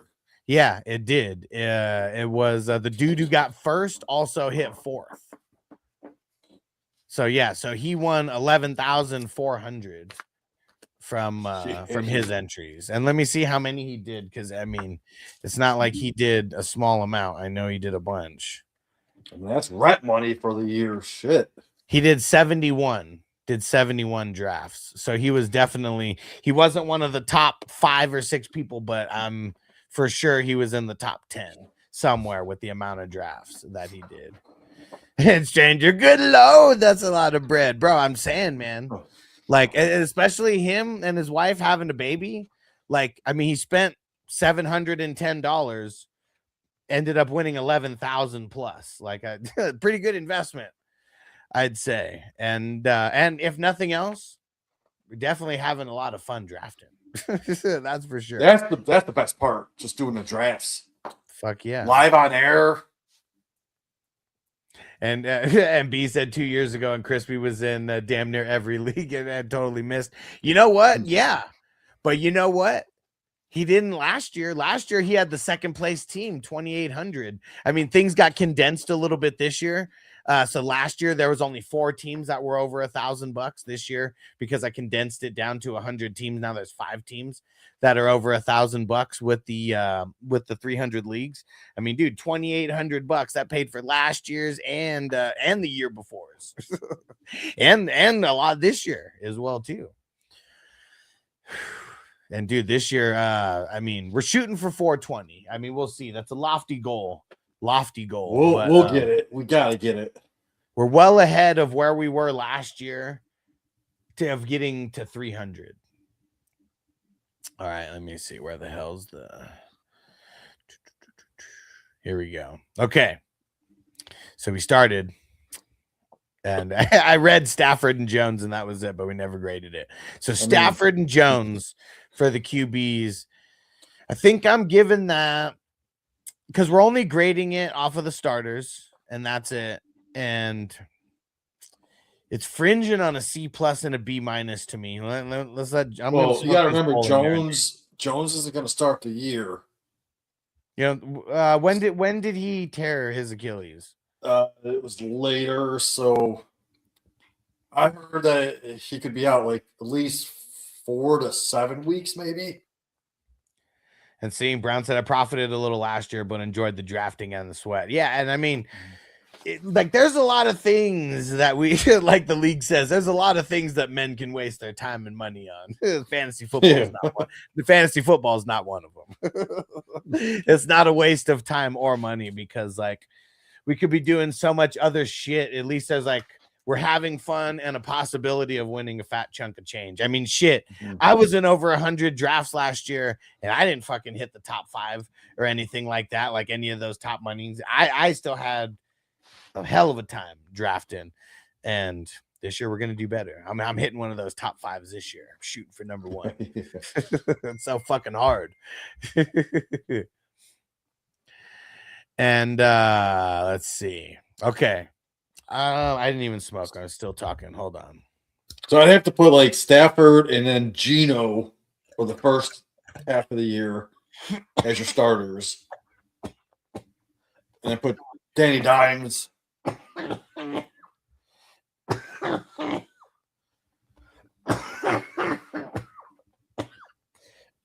Yeah, I'm just gonna say a C+ for the QBs. Get downgraded a little bit because of the QB too. Running backs. Oh. Oh, whew.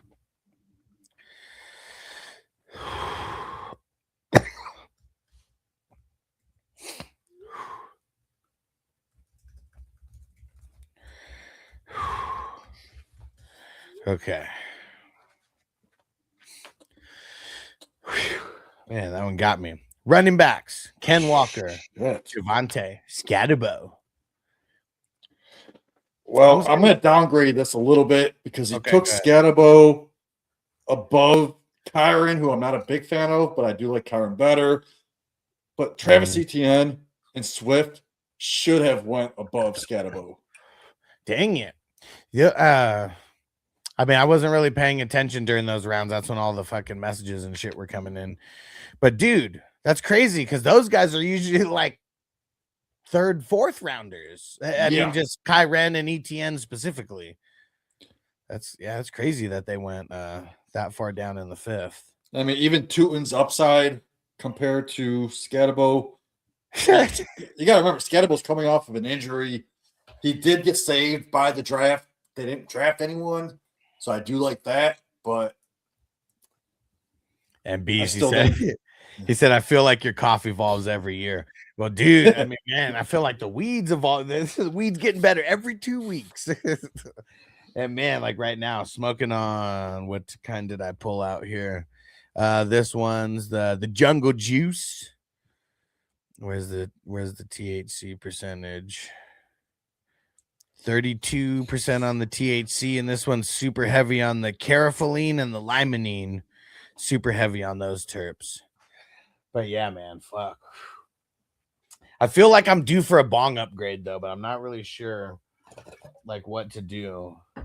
So I feel like I got to keep something similar in size and stature.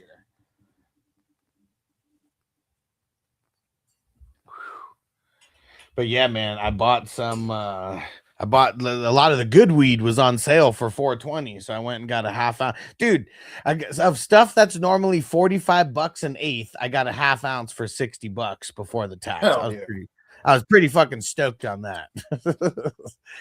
Pretty fucking stoked on that. And Brian, I got you. You're next, bro. You're after Brown. And TJ said, I don't drink or smoke anymore. Fantasy is the worst thing I do. My wife's fine with it. I mean, see, that's what I'm saying, man. Like, there's a lot of people who spend a lot of money on shit, just like cigarettes alone. Just think about that. For everybody who smokes cigarettes, you're paying like $10 a pack. I know that might last like more than a day for some people, but like, man, it might not even last a day.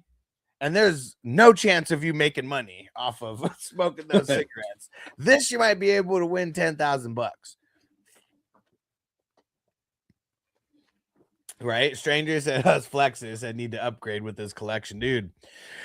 And I moved around a lot before. So like my bong collection, I never really like expanded it a lot. And like, luckily now, like all the bongs that I've got now, I could say that all the Jerome Bakers, all except for one, they hooked me up with. I got hooked up with one way or another. Either it was from Hess and Trust Capital. They gifted it to him. He gifted it to me. You know, like it might have got used at like an event. I cleaned it out, all mine. You know, and or this one, I got the one that I've been using forever. Got gifted from Jerome Baker himself for helping him get his what's it called? Glass blowing competition, all loaded up on their YouTube channel. That's awesome. Hell yeah. And B said drinking and smoking made football so much better. Last season was so weird. For sure, man. For sure. I gotta give a shout out to TJ. Even though he doesn't smoke or drink, he sends me like the most elite videos and memes. Every time I get a message from him, I'm like, oh, it's gotta be good. It's always good. Fuck yeah, dude. TJ is the man. All right. And Crispy, what up, motherfucker? All right, where are we? Okay, so did you ever say, you said you downgraded, but did you ever say an actual grade? Pick? No, I mean, I do like Walker. I do like Javonte because he was a top 12 last year. Nothing's really changed. But that Scatabo pick above ETN and Swift and even Tootin, that kind of kills it for me. Rootin' tootin'. But I do like his top two, man. So that's got to be what, a B plus, right? You only start two. Yeah, that's funny. It's funny that you were gonna downgrade it because I was just gonna grade it a B. I mean, it would have been here. You said B plus made me laugh. Like it would have been an A if you would have grabbed someone else besides Scatabo. And Brown said never seen Scat go after Swift. Okay, yeah. I mean, what Jamie was saying was Kyren and ETN specifically. And you took Scat before Swift.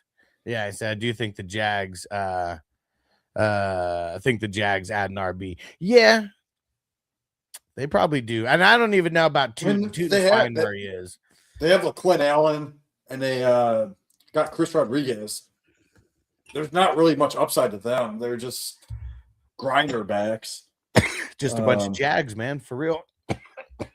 But yeah, so I'm looking at my last underdog draft. So I'm saying a B for that. So Javante goes, Second Kyron one. goes next, Dennis Swift, Montgomery, Judkins, Hubbard. Then it's like Scatabo. So Scatabo goes 2 rounds later in a single quarterback. Yeah. And like the Kyron Swift. All right, QBs. I mean, not QBs. Wide receivers and tight ends. Chase, Rice, Kraft, Pierce, Sutton. I mean, dude, just Chase and Rice right at the top, man. I feel like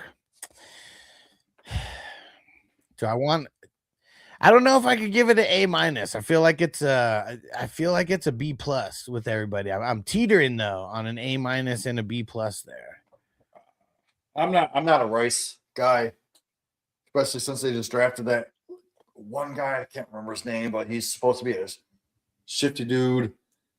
But you don't think now? I mean, now with no what's it called? No issues with him like missing time for anything he's done. Like Yeah, but I don't see why would you draft Rice over Neighbors? Why would you draft him over Olave or London or Collins? That just doesn't, or Pickens. All those guys that I just named should go before Rice. Oops. They probably should. But I'm just talking about Rice specifically. Like, you don't think he's like a top like 12-ish guy? Probably at the end of the 12. Yeah. Well, let's see. He went 1, 2, 3, 4, 5, 6, 7th Mhm. overall. Yeah. Let's see, there's 1, 2, 3, 4, But 5 that guys. sometimes you gotta get whoever you're trying to get around earlier than True. later. I mean, I would rather have AJ Brown going to the Patriots over Rice, and he went a whole round later. Yeah, I mean AJ Brown's been going in the 4th and the 5th all day. Shit, I think I got him at the 512 or 6-1 in a draft recently. Okay, well I'm giving it a B plus for the wide receivers here. I do like Reed, so yeah, I'm gonna give it a B, just because you got Chase. I mean, Chase is an A plus. Yeah, for sure. I still think he's the number 1 at wide receiver. Yeah. Oh yeah. Yeah. Dude, I've taken him at 103 in non super flex drafts. Yeah. Yeah, because I want him over a quarterback in most of these leagues. Like I want Allen, but like, man, I just, I'm gonna try not getting a quarterback in the first round and see how it ends up working out. Because I feel like the teams where I didn't get a quarterback in the first round ended up doing better than the ones where I did get a quarterback in the first round. Yeah. And okay, so where's the IDP kicking at? Van Ginkel, Knight, Phillips, is Jihad. Oh, you forgot Hunter. And Hunter. Yep. All right. So Van Ginkel, Knight, Hunter, Phillips, Campbell. I don't hate it. It's not bad. I don't. It's not as good as the one before. It's not as good as Hugh Jackson. I gave a B plus though. I'm not in love with it, but I say B minus. Yeah, I think that's what I'm going to give it also. Yeah, guys like Phillip and Jihad, they're going to be good, but I feel like I'd want those guys as like my top bench players versus being like the end of my starters. Yeah, so I'm giving it a B minus also. I'm with you. So what did I say? C plus, B plus, and then a B minus. So let me see. So that's down to then up 2, and then down 1. So 84 total. Not too shabby. Not too shabby. All right. Crispy said I would have taken Tony over all those guys. Man, fuck Man, Tony. fuck Tony. No, not doing the bench Snoop de Whoop. Just because it takes so long to go through all the bench players. So yeah, we're just grading it off of the starters. And Brown said, "Don't disagree with you. Drafting AJ." Said drafted him in the 8th round and so many times this year. Yeah, I mean he's been going a lot later as of right now, especially just. We don't know if he's going to the Patriots. I mean, that's been all the rumor. And I mean, I'd like it if he went there because he'd be the number 1. Wouldn't even be close. All right. Snoop de Whoop. We got Darnold, Willis, and Shadur in the top 10 for the QBs. All right. Shitter, Sanders. I'm gonna give that a C. Darnold brings it up a little bit. But Willis and I mean, Sanders might not even start right away. So he's like, C- or maybe not even a starter, So for fantasy purposes, I'm going to give it a D+. And here's my reason. Darnold is more of an NFL type quarterback. He's not going to give you much for fantasy. Willis, yeah, he's got that upside. Darnold was good last year for fantasy, though, especially in my league. I mean, what was he? Yeah, you're right. Yeah, we can't hate on the Super Bowl champ, man. Come on. And I think he ended up as like a top 15 guy, I guess. So I said thanks for the grades. My money's on the bench. There you go, bro. Yeah, I mean, because that's what's going to win it at the end of the day. Willis worries me, man, because I don't think he's that great. But for fantasy, you got that upside with the rushing, right? I mean, that's what we hope, but you also got to hope that he doesn't get hurt. Like, that's one thing that I'm nervous. And he needs to stay on the field. And if he doesn't produce, he's not going to stay on the field. Like, we saw it with Justin Fields, Anthony Richardson, people like that. So, yeah, that just worries me. Is that what you mean? Like bringing in Ewers? Ewers? Well, didn't they just draft someone? I haven't paid attention to all the lower, I haven't paid attention to the rounds today.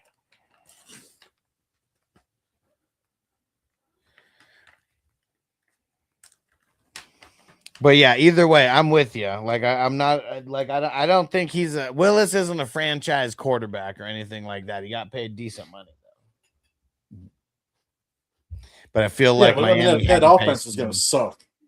It's going to suck no matter what. I feel like Miami had to pay. Like you got to pay him decent money, or he's not even going to come there. But then Shador, honestly, I take Rodgers over Shador any day. And you got him 6 picks later. Yeah, I mean, until we know what's going on with Rodgers, he's going to be going double digits.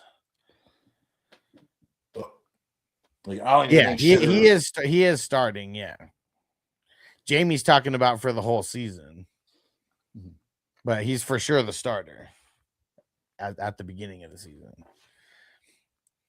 So I said a C. Jamie said a D+.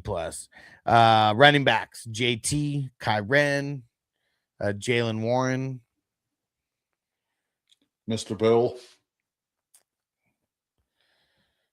I'm gonna give it a B+. I mean, JT and Kyren. I mean, he should have went before the 5.7, so that's good value right there. Warren's not. He's not hurting, but he's definitely not helping. Like at the same time. Yeah, I mean, Kyren was a top 10 guy last year. Nothing's changed. That late, I like it with the possible number 1.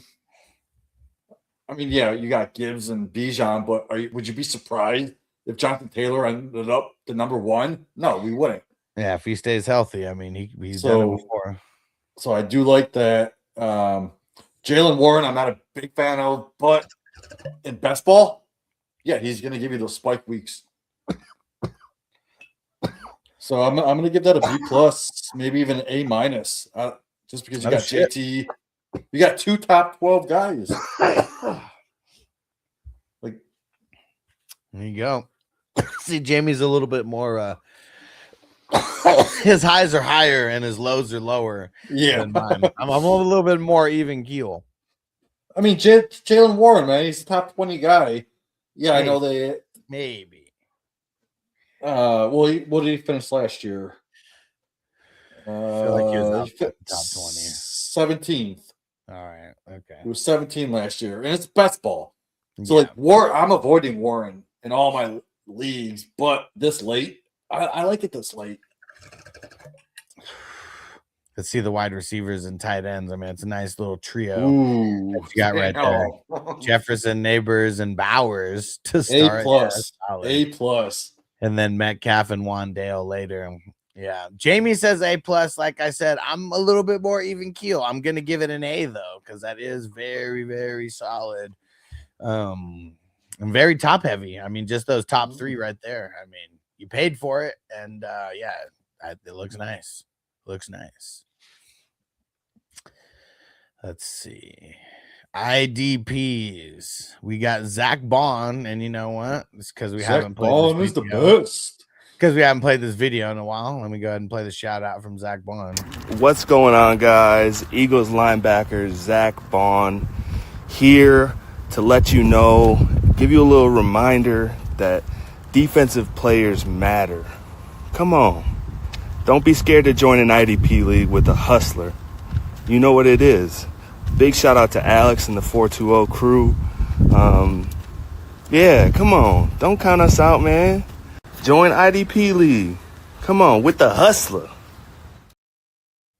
Well, yeah, with the hustler. There you go. And you remember that song I made? I wrote Zach Bond is the best. Hell yeah. Woo. Okay. So Bond, Olakun, Dodson, Edmonds, and Tyke Smith. That's a pretty solid top five. You fell off a little bit. I don't know if those were auto picks on the rookie. No, I mean it's the hell's his name? Thienenman. Yeah. There you go. I mean, I don't know if you had to pick him that high or if you would have had to get him later. And then Emmanuel McNeil Warren. There you go. Got those rooks in there. I mean, if you look at Bond, Olukin, and Dotson, they were all top 12 last year at the position. Said it was autos. Okay. Yeah. It is what it is. At least Thienenman will be starting. I don't know about McNeil, whatever the hell his last name was. Oh, yeah. I said fire vid. Dude, fuck yeah, man. I mean, Tyke Smith was a top at his position. Oh, So yeah. He's solid in the starters. But yeah, those other guys, I'm not too sure about. Yeah, so I mean, we're just gonna grade it off the top five, anyways. Bond, Olakun, Dodson, Edmonds, and Tyke. That's Smith. an A for me, man. A minus.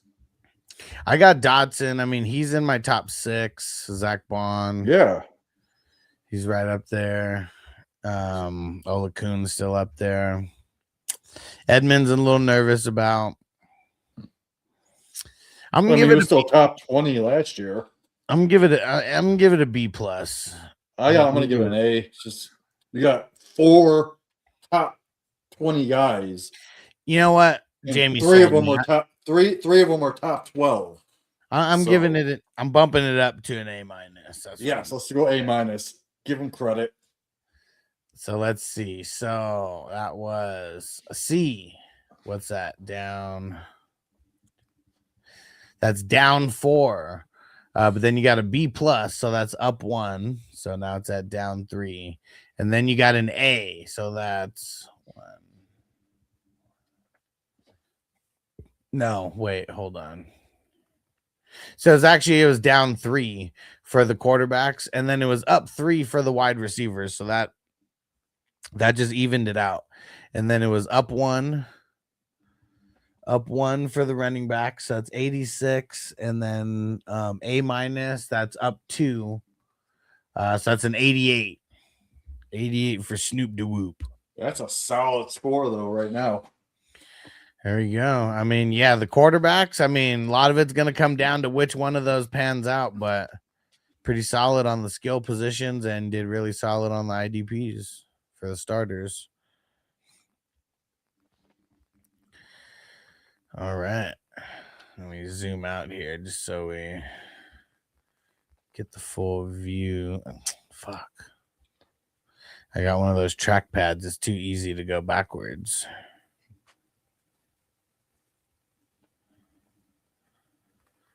There we go. A lot of defense. And Brian said, thank you guys. I did get all my backups for QBs. There you go. I mean, you got to do that. Like, what I've been doing is like once I draft a QB, I automatically put the backup in the queue. I mean, it gets annoying sometimes because I drafted some of them like earlier than I should have, but I was like, fuck it. I needed to get them anyways. If I got it a couple rounds earlier, like I didn't want to remove the pick or anything and like swap it, which I'm not going to do anymore either. So everybody set your queues, get a couple guys in there. Cause we got to draw a line in the sand on changing the autos. Like, we just got to be on it.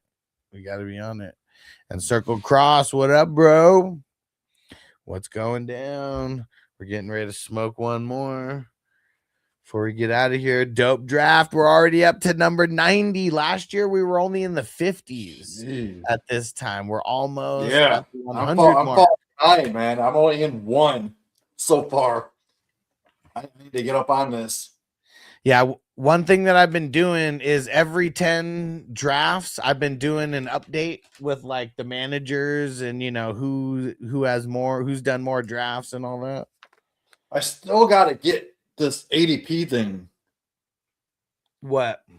The past couple of years, like my boss over at Going for Two, he has this algorithm where it's plugged in to a spreadsheet to where all you need to do is add in the ID of the league, and it automatically puts an ADP in for every player.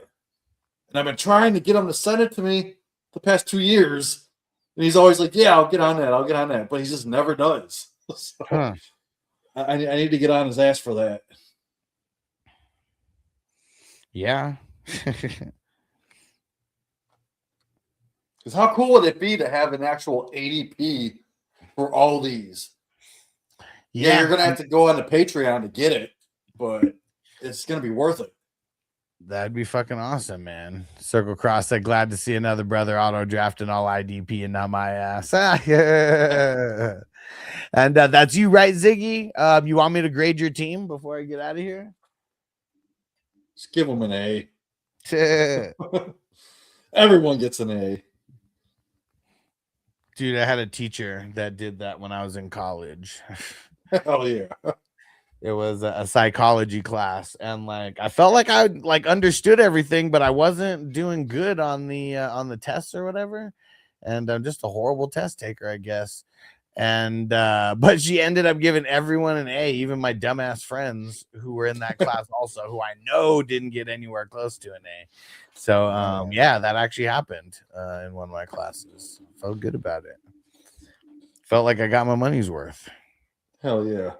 In my first psychology class, my third day I ever went, we got sent home because we're getting bomb threats because of 9/11. It was September. Yeah, it was like September 11th. I woke up. I was like 10 minutes late waking up. Went to class. I was sitting in the back of the room, not even in a chair, just like in the back against the wall. And all of a sudden, like 10 minutes later, everyone got sent home because my school was getting bomb threats. Dude, what the fuck? And I go home and I'm like, what the fuck's going on? I turn on TV. I see the Twin Towers falling. I'm like, that's the first memory that I have of that shit. That's fucking nuts. And Ziggy said, hi, A+ for being awake. Hell yeah. Hell yeah. All right. QBs. T-Law, Cam Ward. Ooh, man. We're starting off a little rough. But I think I'm going to give that a C+. Ward brings it down. T-Law's bringing it up a little bit. I'm giving it a C+. All right, I'm trying to pull this up on my phone again. I don't see it. Yeah, I mean, T-Law, solid, possibly top 7. Cam Ward, in that 20 range. So yeah, I don't really like it. They even it out. Running backs: A-Chain, Hampton, and Hall. I mean, dude, you went all in on them. I love Hampton. I actually like Hampton over A-Chain. I've been taking Hampton over A-Chain just for situation. I think I'm gonna give it an A-. Yeah, I mean, A lot you of gotta people give it an think A. You gotta give some kind of an A. So A-. Yeah. Perfect. Honestly, I would have took Taylor over A-Chain, and then that would have been an A+. I probably would have too. I probably would have taken CMC over him also. Oh, CMC definitely goes over A-Chain. Those were the next 2 picks. Yeah. And wide receivers, Garrett Wilson, dude, got him pretty late, middle of the 5th. Yeah. And yeah, Brian said that's Jamie A-Chain over Hampton. I feel the same way, but yeah, I understand what Jamie's saying about the situation being better. I mean, the offense should be leaps and bounds better. So if A-Chain doesn't bust off a lot of touchdowns, like Hampton might end up being better. Wilson, DJ, I want to score more. Flowers, Tyson, Jacoby Myers. I mean, he's got a lot of high upside. Yeah. DJ Moore, Flowers, Wilson, they usually go like really close to each other. And the drafts I've been doing, yeah, in the 4th round, yeah, yeah. I'm gonna give it a B. I mean, it's a solid B though. It's not top heavy enough to get to bust a B+ or A-, but I feel like it's just a good, well-rounded amount of guys. Yeah, I mean, if DJ Moore hits, I mean, I've seen Flowers go above DJ Moore in almost every single draft that I've done. I've only done about 50, but that usually does happen. Flowers goes early 4th, DJ Moore late 4th. And Ziggy said, remember last year when I said Jameson, Jay Williams going to have 1,500 yards? Yeah, but he didn't have 1,500 yards. He got hurt. And B said, if only we would trade Flowers as killer fumbles every damn year. Yeah. I want to see what the new regime, how they use him. That's what I want to see. I think he'll be more consistent this year instead of having those big, huge games where he's like, yeah. I mean, Flowers ended up being a top 10 guy at the end of the year, but he also had weeks where he had like zeros. B said, sell his ass. Let's see. IDPs. Cooper. And see, look, someone who said Pitts in like the 3rd or 5th round. He went in the 12th. Told you guys he wasn't going to go that high. Cooper, Cedric Gray, nice. Cashman, Nakobe Dean, and Devin Bush. Dude, I like this. I like do too. Top to bottom. Like Cedric Gray could be easily a top 5 finish in this tournament. Fuck yeah, dude. I have him as I think he's number 3 in my rankings. Yeah. Or some shit like that. He's 3 for me too, man. He's up there. And people keep forgetting about him. So he keeps going later than he should. I was expecting him to go in the 20th in our draft. I know he went in the 14th here.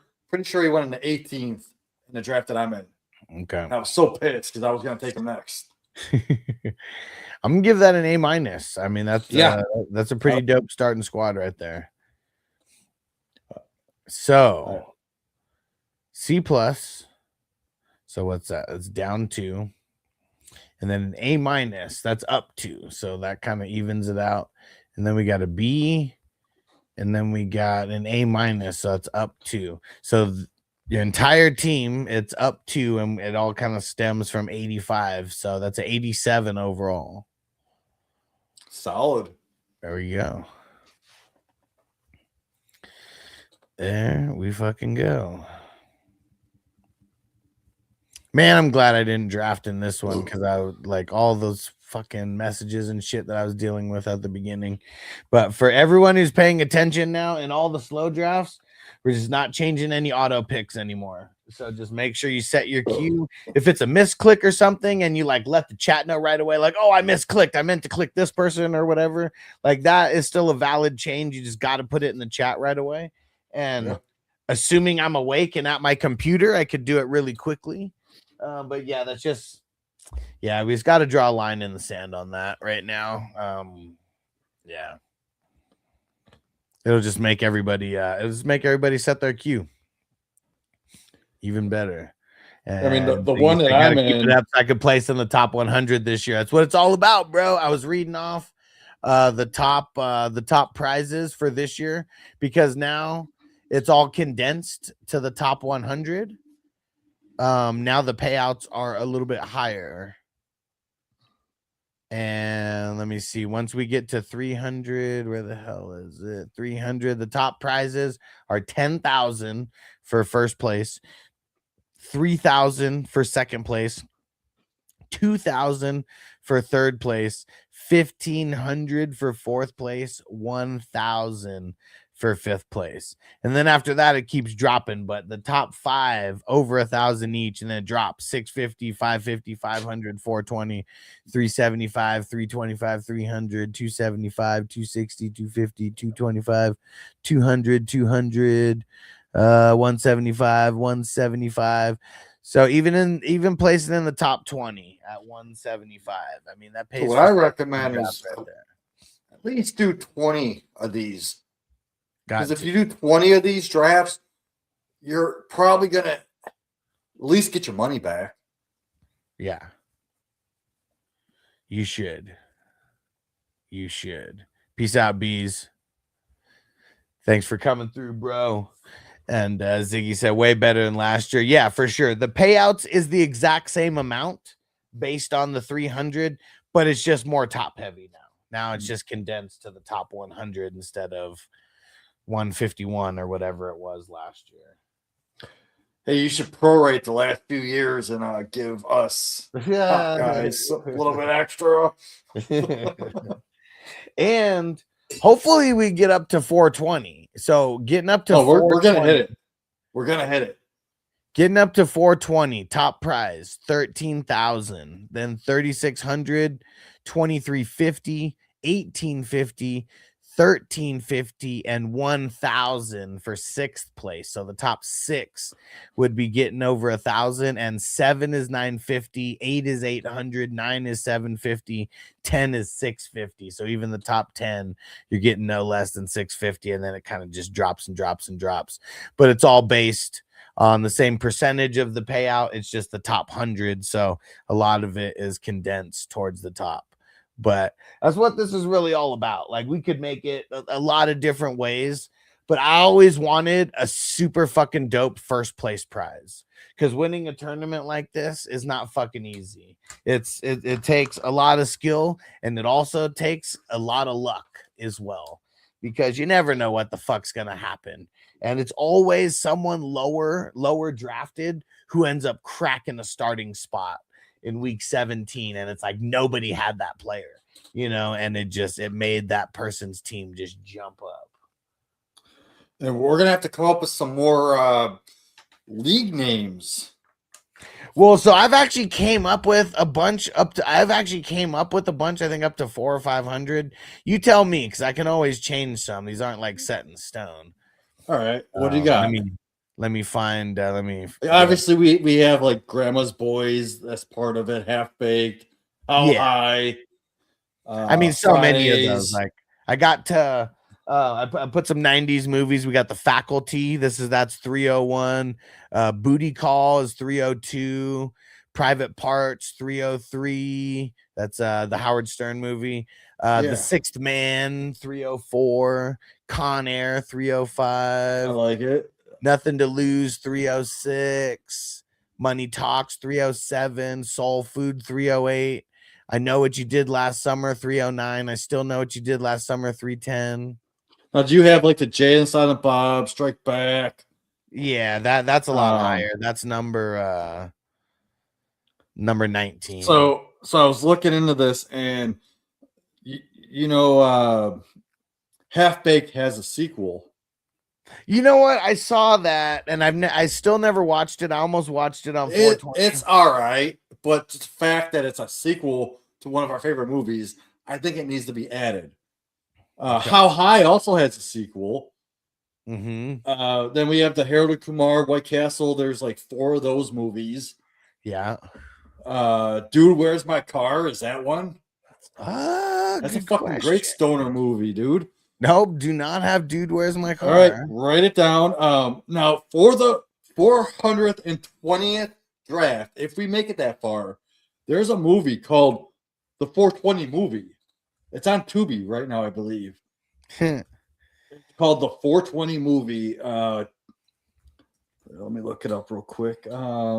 And what'd you say? You said Harold and Kumar. Do we have Harold and Kumar? I Well, don't even know how I don't have Harold and Kumars. Well, they have 4, like at least 3. They have the original White Castle. They have the Guantanamo Bay prison one, and then there's a Christmas one. Yep. That's the last one. But that 420 movie, man, I saw that and I was like, this would be a perfect last movie.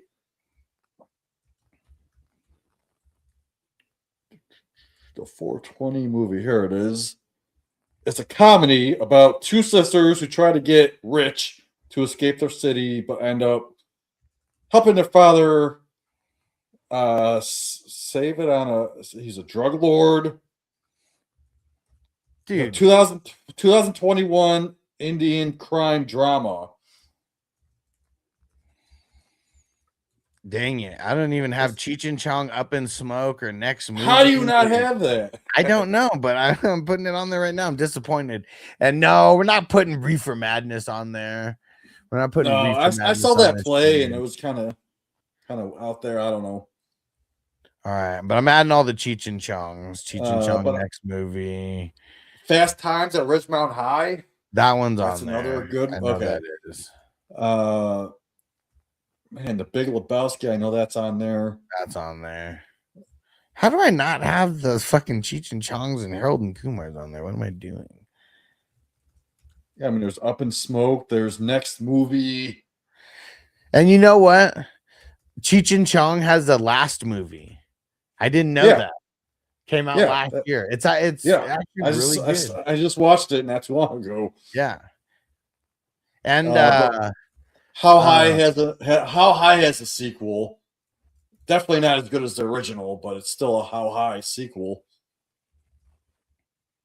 And the Corksican Brothers also gets a little bit of a shout out. You seen that one? Cheech and Chong, Corksican Brothers. No, I haven't. It's not about weed at all. Like, there's nothing to do about weed. They're like twins, and they can feel each other's pain. So it's very interesting. Okay, so there's a movie called Bong Water. I don't know what that's about, but it sounds fucking cool. Oh, this looks scary as fuck. It's called 420 Massacre. No, man. Inhale, exhale, scream. Yeah, Corksican Brothers. Let's see. Is Dazed and Confused? I feel like it's on here, right? Yeah. Dazed and Confused is number 9. Oh, that's fucking amazing. Yeah. Yeah, so I'm gonna have to change some shit up. I haven't set. I think the only ones that I actually set are the top like 301 and 302. I still got to create a bunch of other leagues to throw in there. But now's the time. Throw in some names of some dope movies. We'll see if they're on there. And if they're not, I'll get them added. Cuz I already got everything up to 302, so I'm not fucking with any of that, but everything after we can change.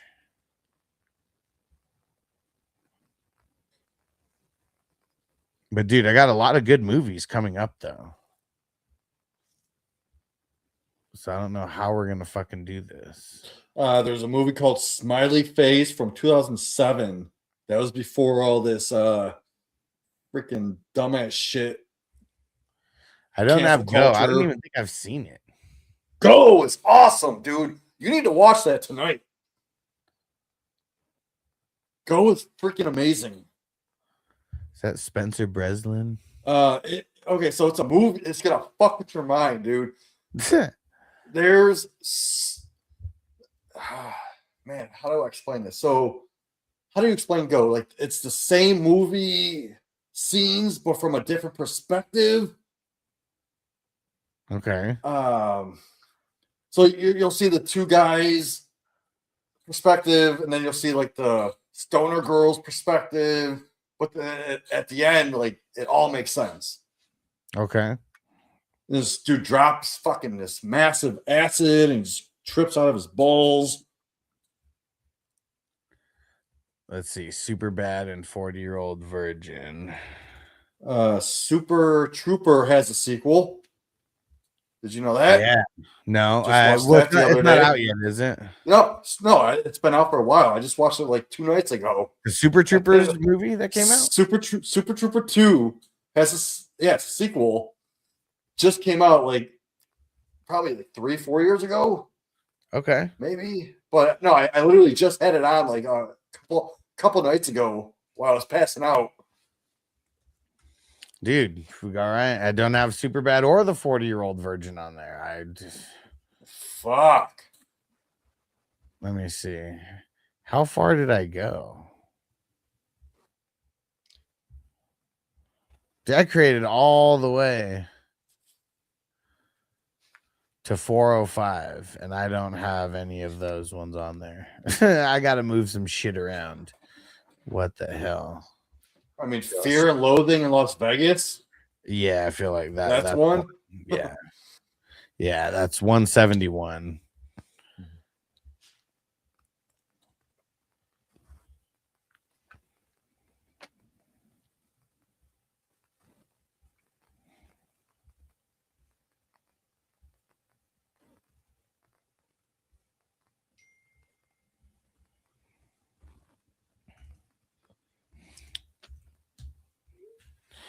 All right. Any other ones? Any other ones? Hansel and Gretel get baked. Oh my gosh. What? What? That's not even a movie. Yeah, that's the 300. There's a movie called Evil Bong. Evil Bong. What the fuck? I don't even fucking know, but it looks cool as fuck, dude. Stranger said the first movie I saw weed smoked in was Romancing the Stone, the campfire scene. Okay. So on the Evil Bong, it says on the very Oh, bottom. that's what it dude- is. Super Troopers coming out soon. Super Troopers 3. Okay, that's what it is. Oh, they're coming out with a third.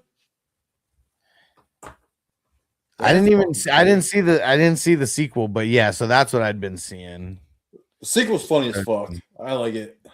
Don't have Semi-Pro with Jackie Moon, and you know why? It's because I hate Will Ferrell, but that's actually one that I don't mind him in. That's one that I don't mind him in. They are coming out with a Last Friday. Yeah. It's in production right now, so maybe that could be like number 420. Last Friday. I feel like 420 needs to be like the ultimate smoking movie. So I feel like one of these ones that we just mentioned has to be number 420. Nice Dreams. Do you have Nice Dreams? That could be it. No, I don't have any Cheech and Chong, so I'm gonna add all those the 5 up in Smoke, next movie, Nice Dreams, Corkscrew Brothers, last movie. All right. Wait, I feel like I'm missing one. I am missing one.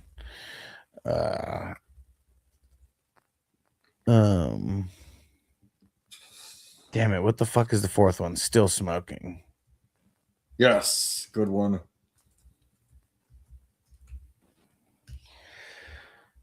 All right. G.I. Joe, Steel Magnolias. Any Given Sunday, that's for sure on there. Feel like we already did it. Yeah, you had a whole slew Number- of It's number 30. Football movies, Yeah. Longest Yard, and all that's on there. Fear and Loathing. Yeah, that one's on there. So we haven't done that one this year. It's 171. And you know what I love doing? I just love looking at the name of the draft. And if it's something that I'm connected to, I'll join that draft. Yeah. There's been a handful of people saying that. And all of these movies, they're all good movies. Like a lot of the 30 for 30 ones, that's kind of what we're in the mix of. Like right now, except for the most recent slow draft that got in here, Airheads. That's the slow draft filling right now. It's fucking epic. Airheads was such a great movie. Epic movie. Mean Green. Are we talking the soccer movie? No, Joe Mean Green. You're talking about the Football soccer player? movie, Huge Ass, because it's not the Big Green. Is that what we're talking Oh, about? you're thinking of the Big Green. No, it's Mean Green. That's the name of a football player. Joe Mean Green, something. Mean Joe Green. Yeah. Yeah, he said, yeah, the soccer movie, the Big Green. Oh, Yeah, I don't fuck think- that movie. Fuck that movie. Why? Yeah, you know what? It is on here, 365. Such a How bad do movie. I have that movie on there, but I don't have any of the Cheech and Chongs or Harold and Kumar? What the fuck? Dude, you better have the Sandlot on there if you have fucking Mean Green or it's a fucking Big Green. Yeah, it's way higher than that, though. Like I would replace the Sandlot's fucking- number 40. so that green movie that you have. Replace it with Ladybugs because that's such a better soccer movie. With Rodney Dangerfield. Yeah. If you've I never do seen have Ladybugs, I do have Ladybugs. It's number 395. all right. I was gonna say you I better have that if I you don't have the Cheech fucking and Chong, Harold and gas. Kumar. TJ said, I've been told I look like Brendan Fraser. Awesome. Nice. I think I have the Mummy on here. Yeah, the Mummy and the Mummy Returns. So Brendan Fraser, he wasn't even supposed to be in the Airheads movie. Adam Sandler told the guy that making the movie, he was like, "I'm not going to be in this movie unless you have Brendan Fraser in this." Yeah. What about the one Oh. with Tom Hanks as the softball coach? I have no idea. What? I'm What not the fuck aware of movie any is movie that? such as. Are you talking about A League of Their Own? Oh, Where he's a yeah, the female baseball coach? The League of Their Own. Yeah, Like I saw that movie in theaters when it first came out. yeah, that one's actually 121. So that one's coming up here in a few weeks. Marla Hooch. Dude, Madonna was in that movie. Hot as fuck. Yeah, there's no crying in baseball. Yeah. Remember when he was taking a piss? Dude, every time I take a long ass piss, that scene goes in my head. Stranger said any Pauly Shore movies. I said, bro, of course. Well, you Got know, in- Pauly Shore wanted to be in Airheads. Oh, did not know that. Yeah, he was going to be one of the stoner guys that robbed him, but Adam Sandler was like, "No, I want Brendan Fraser in it." And Pauly Shore advocated for Brendan Fraser. Well, this was being right. an This was Encino right after Encino Man, and Pauly Shore was like, "No, I don't want Brendan Fraser in this, just in case we do Encino Man 2." Yeah. So I got Encino Man. I got Class Act. I got Son-in-Law. Those are all coming in the 300s, though. I think those might be the only. What's that fucking movie with where they went in the fucking green room? Hansel and Gretel's Get Baked's actually a movie. He said, which lures the teenagers to her home with a special strain. Well, I knew it was a movie. I've just never seen it. You've watched it, Crispy? You were high enough at 2:00 in the morning one night and watched that fucking movie. That's fucking hilarious. What's that movie I'm thinking of? Pauly Biodome. Shore. Classic. Biodome, yeah, with Baldwin.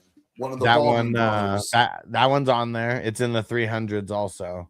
I have a lot of 90s movies that are in the 300s. Like that's how I filled out like 301 to like 400 was like just a shitload of 90s movies. And it said, of course, nothing is, of course, ever you missed. Yeah. And maybe because I was on a 90s kick in 300, in the 300, that's why I missed Cheech and Chong, because obviously not in the 90s, 70s and 80s. And then Harold and Kumar, not in the 90s either. That's in the 2000s. Do you have American Pie? I'm sure I do. Yeah. Gotta have Those American are Pie. let me see. You want to hear a fun fact about American Pie? It Okay. was NC-17, and they needed to get it down to rated R. Yeah. And the only way they got it down was because of the number of thrust that he got into the pie. They cut a certain amount of thrust that he fucked the pie, which made it rated R as opposed to 17. Yeah, and specifically the way that is in the R-rated version, he just has the pie over his dick, and the dad walks in, he turns around, and he just has the pie on his dick. In the unrated version, he's humping the pie on the island. Shit out of it. Yeah, he's fucking the shit out of that pie on the island. Princess Bride, that. With Andre the Giant. Yeah, I don't have that on. Great movie. That's probably needs to be on there as an ode to Andre. I mean, if you want to do that, No Holds Barred with the dude from the Friday movie. Yeah, Debo. Zeus, yeah, Debo. Yeah. Plus Hulk Hogan. I mean, yeah. Crispy Debbie Does Dallas. Fuck yeah. Crispy's bringing it all the way back. Classic VHS tape right there. 2 girls, 1 cup. All right, time to get the fuck up out of here. All right, I gotta go. And I don't know if we're gonna do a draft tomorrow. I'll try to fill one up. We'll see what happens. But I feel like for sure Monday. But I'll still try to fill one up as of tomorrow. Suburban Commando, Little Oral Annie, Mr. Nanny, or whatever fuck that, Mr. Mom, whatever fuck it was. Fucking savages. All right, we're out of here. We'll see you tomorrow, maybe Monday, one of the two. Peace out, everybody. Peace.